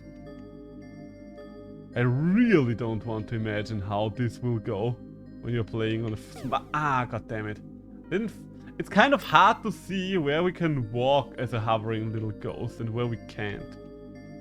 Because I really thought I would be able to move past the staircase, but apparently not. Apparently not. So, how are you all doing on this lovely Sunday? You're having a great time. I'm having a great time trying to move past these black balls. Alright, keep cool and collected. Okay, you know what? Change of strategy. Change of strategy. We're not going to go through the middle. We are going over the side road and only switching it up for the middle here on the last block. Okay, that's two more soul pieces. And now, switch this up. I don't think I can get past that one, but this is also a way to teleport back. So I don't know what I activated right now. Doesn't look like it's anything down here. But I don't think I've been over there yet, so could be an... oh god. Okay, I see. I need to unleash them and then I need to get past them. Hey, soul piece. So are all the last few missing soul pieces in this area? Oh. You are coming up, going up. But everything that... oh, two of you are going up. Okay, that's not gonna make sense. Oh, god dang it. Please tell me I'm right in front of it. And, okay, so all the missing pieces are over here. Imagine if all the pieces would get reset every single time we get hit. That would be... oh, god damn it. I mean, it's probably easiest to just let it reset here, because at the very start, most of those are still bunched up together, making it way easier just to run through. And there we go. So that should have been the last one.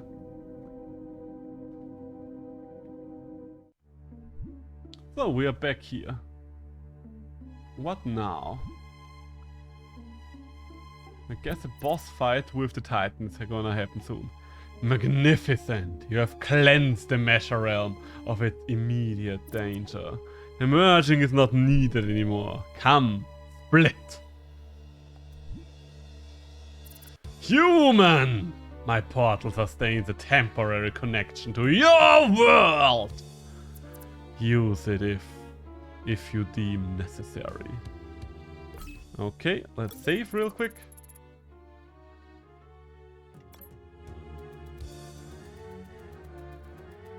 So if I do this, I would just end up...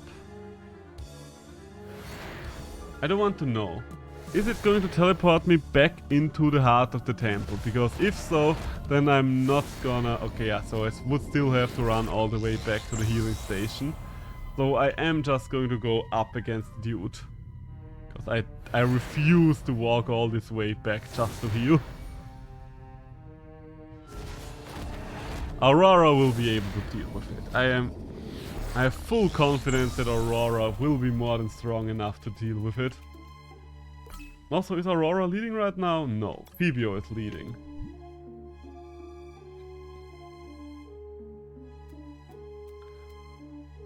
So, boss battle. Boss. Oh, you might want to run if the things are crumbling behind you. Hello there, Ghost Titan. I am impressed. These souls will begin life anew, thanks to you. My only desire is to evaporate into the mist once more, to fulfill my duty in keeping the Mesha realm well filtered. But currently I am unable with this threat looming over the human world. What can I do to help? At all costs, you must keep my essence preserved. I mean, are you just gonna hand it over or repelling the threat in the human world? This will allow me to shed my form and become ethereal once more. I should stop reading like that, that's really not good for my throat. I am pleased that our motives seem to align. Now then, come. Have you ever danced with a shadow before? Well then, Titan fight, everybody! Go, Phoebio!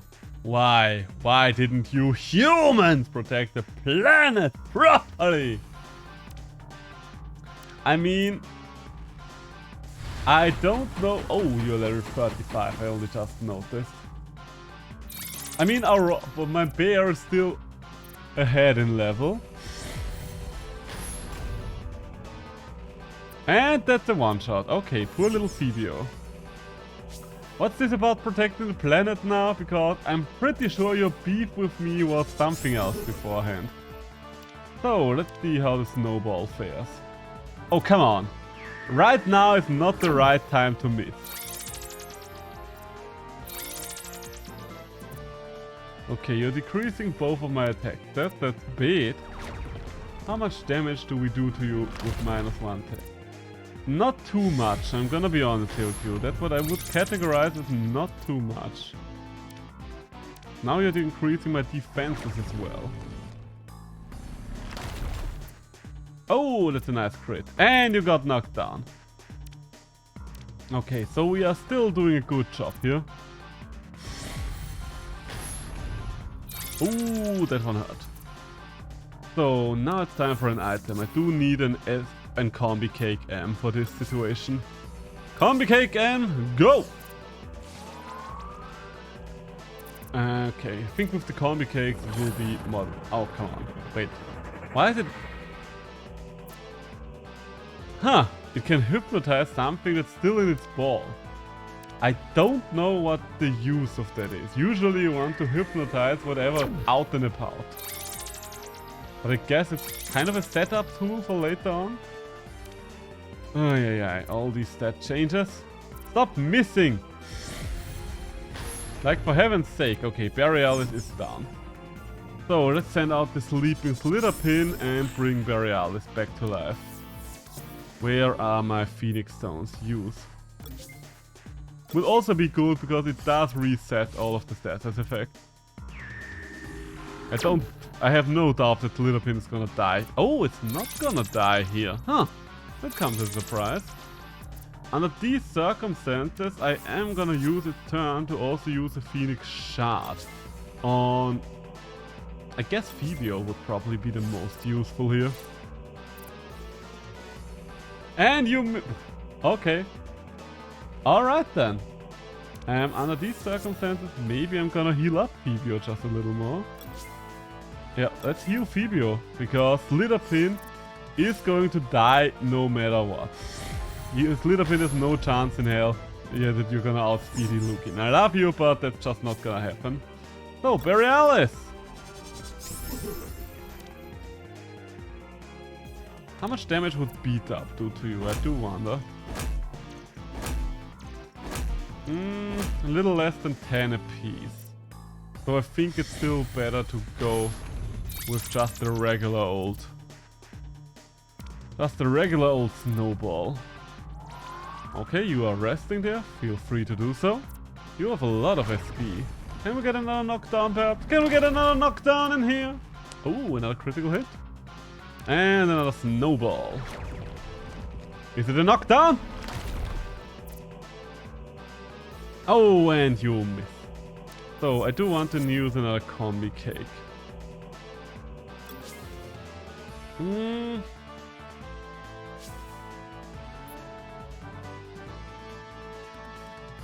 know what? A small combi cake will be more than enough, because I mostly use it for the SP right now anyway. Although the reduction of my defense is something that I really do not appreciate there, my lad. Can we get another knockdown, perhaps? I would appreciate a knockdown. Oh, and you missed. How does it feel? How does it feel, Ilukin? How does it feel to be incompetent? You have to tell me, because I don't know. You're the one that's constantly missing right now. Hey, and we've got a knockdown. Nice.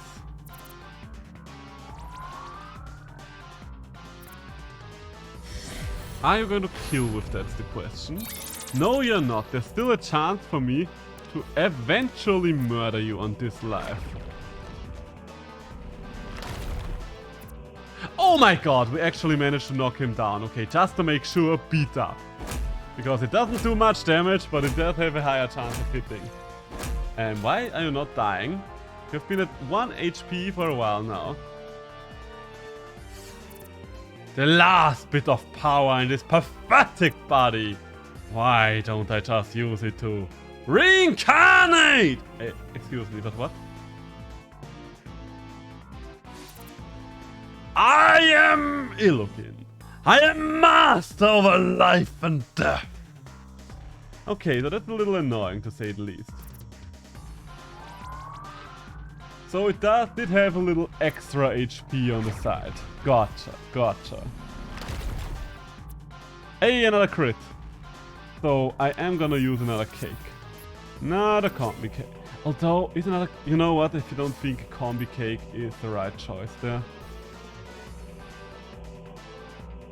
Because the problem with a combi cake right now would be that the combi cake is not gonna do much, since one more hit is gonna take Borealis out anyway.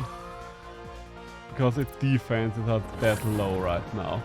And you've hypnotized Phoebio for whatever reason. So you are actually... Wait, no, you've... Oh, you hypnotized both of them. Interesting. Yeah, Borealis is fast asleep, I do realize that. Well, I guess I'm forced to regain my... Does that work on Snowball? Okay, Snowball has been actually disabled. I guess beat up in case you wake up. Ah! Oh, come on. How did you miss there? Okay, so it's able to actually hypnotize both of them is pretty strong. And hey, Smiling in Pain, nice to see you. Funny how Standard Bear final stage is the coolest one. I mean, it is a very cool theme. I'm really happy with the design. I like that it still has enough elements of a snowman in there, but it doesn't look like just a snowman. It's very well suited with its actual body shape and a few other details. And it's so bloody powerful, like holy shit. Beat up is just such a broken move for PvE. Goodbye, Phoebio, you will be missed. So, this is gonna be a little closer than I would like it to be, but those things happen if you're just too lazy to go back heal up. Maybe it's not gonna be closer than I like it to be if I knock this thing down a couple of times. Ah, okay, you're hypnotizing me, that's bad. I should probably... Yeah, no, you're still asleep. You're still asleep. What are you gonna do in the meantime? Disable. Are you gonna disable Snowball? Okay, Snowball has been disabled. That's a little bit of a problem. Okay, can beat up finish the job, even though it is not the most efficient move right now. Another beat up would definitely do it. So if you just leave this ball of light, I think we've got it. Finish it off, Borealis! I said finish it off, Borealis. Oh, come on, Really? Really? This is the turn you have to decide to miss on. So, you really scared me there for a second. We did it! 2 Titans down. No idea how many left to go. Probably 1 per major element. And by major element, I do mean the elements that are available for Coromons. Hey, so many levels all around. Jesus Christ. That's a lot of levels, so I guess I'm going to go with my usual spread here. And a milestone has been achieved. Wonderful, just wonderful. Very well, this victory is well earned. To restore balance, to send us Titans back to the state in which we belong. Just as you guided the lost souls, I trust that you will finish what you have begun!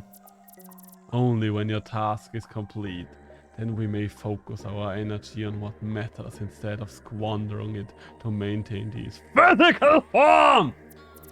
Just remember to keep the essence safe. Don't you worry, I got you. And we've got the ghost essence. Wonderful. 4 of my brethren yet remain. The sooner you finish, the sooner I can dissipate. Okay, so yeah, it's just for the Coromon types. Then we still have a normal one, an electric... Wait, no, the electric one was the one we've already met, wasn't it? Yes, right. Then we've met ghost and electric so far. That leaves sand, water, ice and fire. Gotcha. Go. Hurry! Leave this measure realm and never return. I thought we were bros and now you're telling me to get out and never come back? Alright, I see what's going on here. So, time to heal up. Deshiro, come over here. I was just about to do so before you interrupted me so rudely. Deshiro, you won't believe this. I'm getting reports from all over town. Wonderful reports. The hauntings, everyone says they've stopped. This was your doing, wasn't it? I think so. I got what I needed from the Measure Realm. Huh? The Measure Realm? Sure, kiddo. Well, whatever you did, the priests seem to have stopped their troublemaking. Also, these 2 old people seem kind of to be very dismissive of anything supernatural. For 2 people that literally witnessed their horse getting haunted and confirming that they think their horse is being haunted right now. Whatever you did, the priests seem to have stopped their troublemaking. You deserve all the thanks for your efforts to help Pawberry. We are forever in your debt. I must be off now. The rat can get a little anxious when we are apart nowadays. Oh, one more thing. Laxolly sent a mechanic to the Pawberry Hyperloop in order to fix it.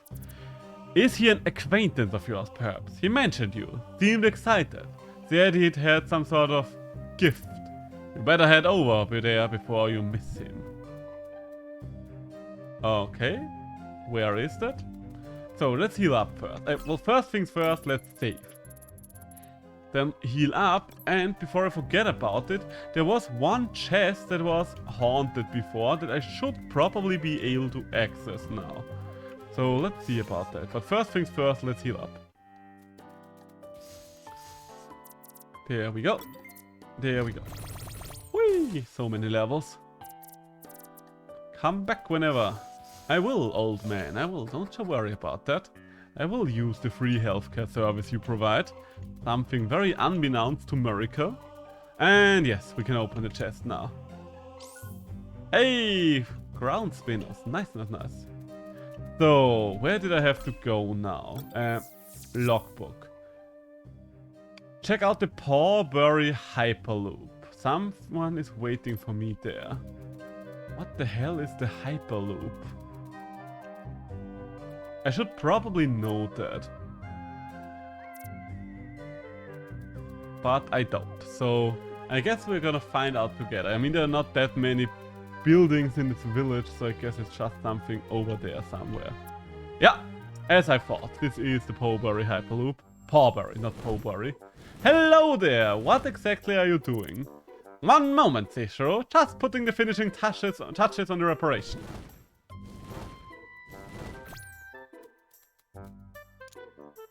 And there we go. Back in working order. What can't the burn module do? Perfect timing, by the way. I was looking for you around town. I've got some news. My invention, the culmination of my entire life, is finally ready, Seishiro. Yes, that's right. In mere weeks, the burn module will be rolling out for all current Luxolis employees. That's amazing, Percy. Congratulations. So, is that why you're looking for me? To tell me the good news? Well, partly, actually. I'm here to personally give you my very own burn module. You were so nice to me, Seishiro. One of the few to take a real interest in my projects. Go on, it's totally safe. Just plug it in. And we've got the burn module. Guess that will allow me to access a few new areas. The possibilities with that module are endless. It can burn grass, hedges, or light up torches. You can name it, you can burn it! I'm sure you'll put it to good use when climbing the pyramid of Sarp. Ah, so the sand area is the next one. Yeah, didn't Rachel tell you yet? That's where we located the next Titan. Anyways, I should get back now, or Larry will set up these nasty pranks at my desk. Burn bright! And there he goes. So, I guess this is going to get me...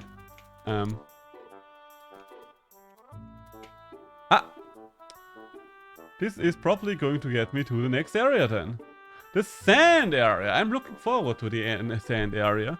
In Pokemon, the ground type had my favorite type Pokemon. It was my favorite type overall, because I do appreciate a few good chunky boys, and that's pretty much most ground Pokemon. And Nidoking was my favorite Gen 1 Pokemon. So, here we are. I see a chest over there, so let's start with that.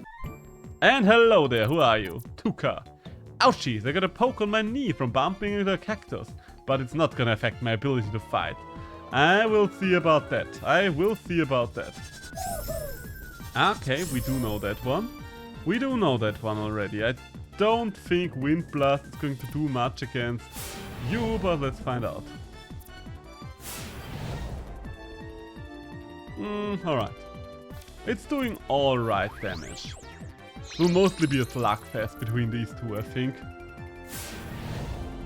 But I don't really want to switch out because Terraface really needs some XP. Let's be honest, most of my creatures kind of need some XP. So maybe if I do have the time before the next stream, I might do some offline grinding. Just to catch a few things up to speed, since we did switch out a lot of our creatures recently. So I think Fade Attack always goes first, right? Yes.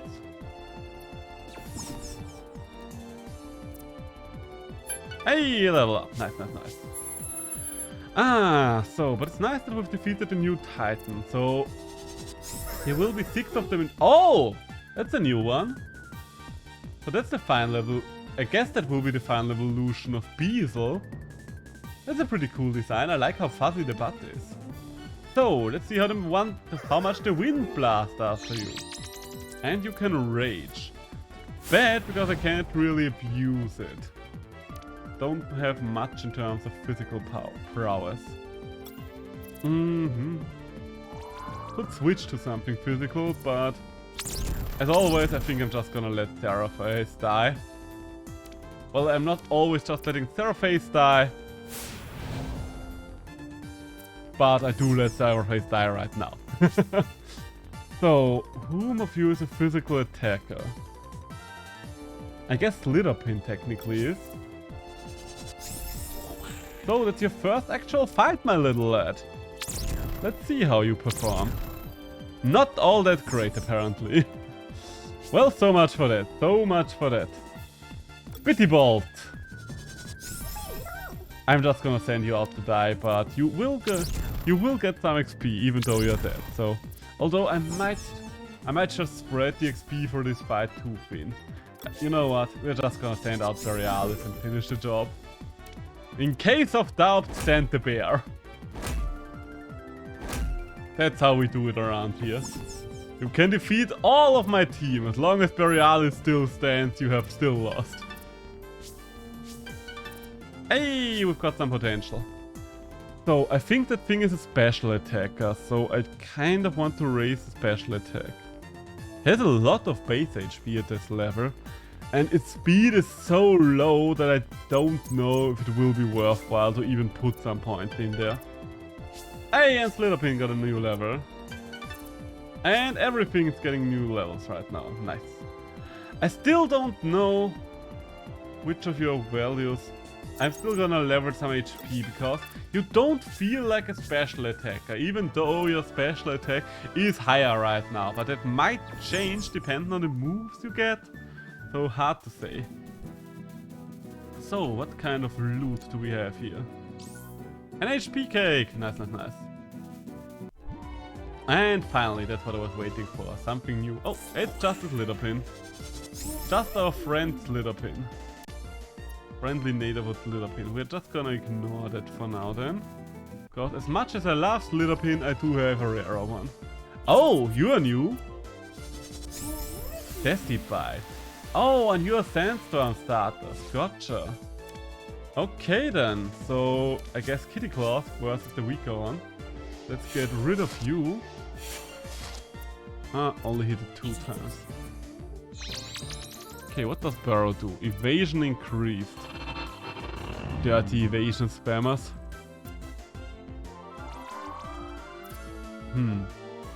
This does not look like Purge's fight. Then again, let's be honest, what was Purge's fight until now? I don't know, most of my team does not seem to be performing all that well, but that might just be because I keep switching things out. Slitherpin did actually perform decently well, and I switched it out for one with higher potential because I think that will be better in the long run, but we'll have to see. So, Fibio or Borealis? I think Fibio should probably shred these guys, right? Water should probably be good against Earth. And we missed. And we missed. Okay, I guess Fibio is performing decently well as well. Fibio's only problem is that he needs a couple more levels, but other than that he is performing alright. Could you stop missing? Okay, you know what, maybe we're going for the one that did not increase its evasion. Maybe we should go for the one that did not increase the evasion. These things look... Okay, both of them have increased their evasion now. Both of them have increased evasion, so I might as well keep... They only have 1 extra level of evasion. You can't keep missing against 1 extra level of evasion. Slush doesn't have that lower hit chance, does it? Does it now?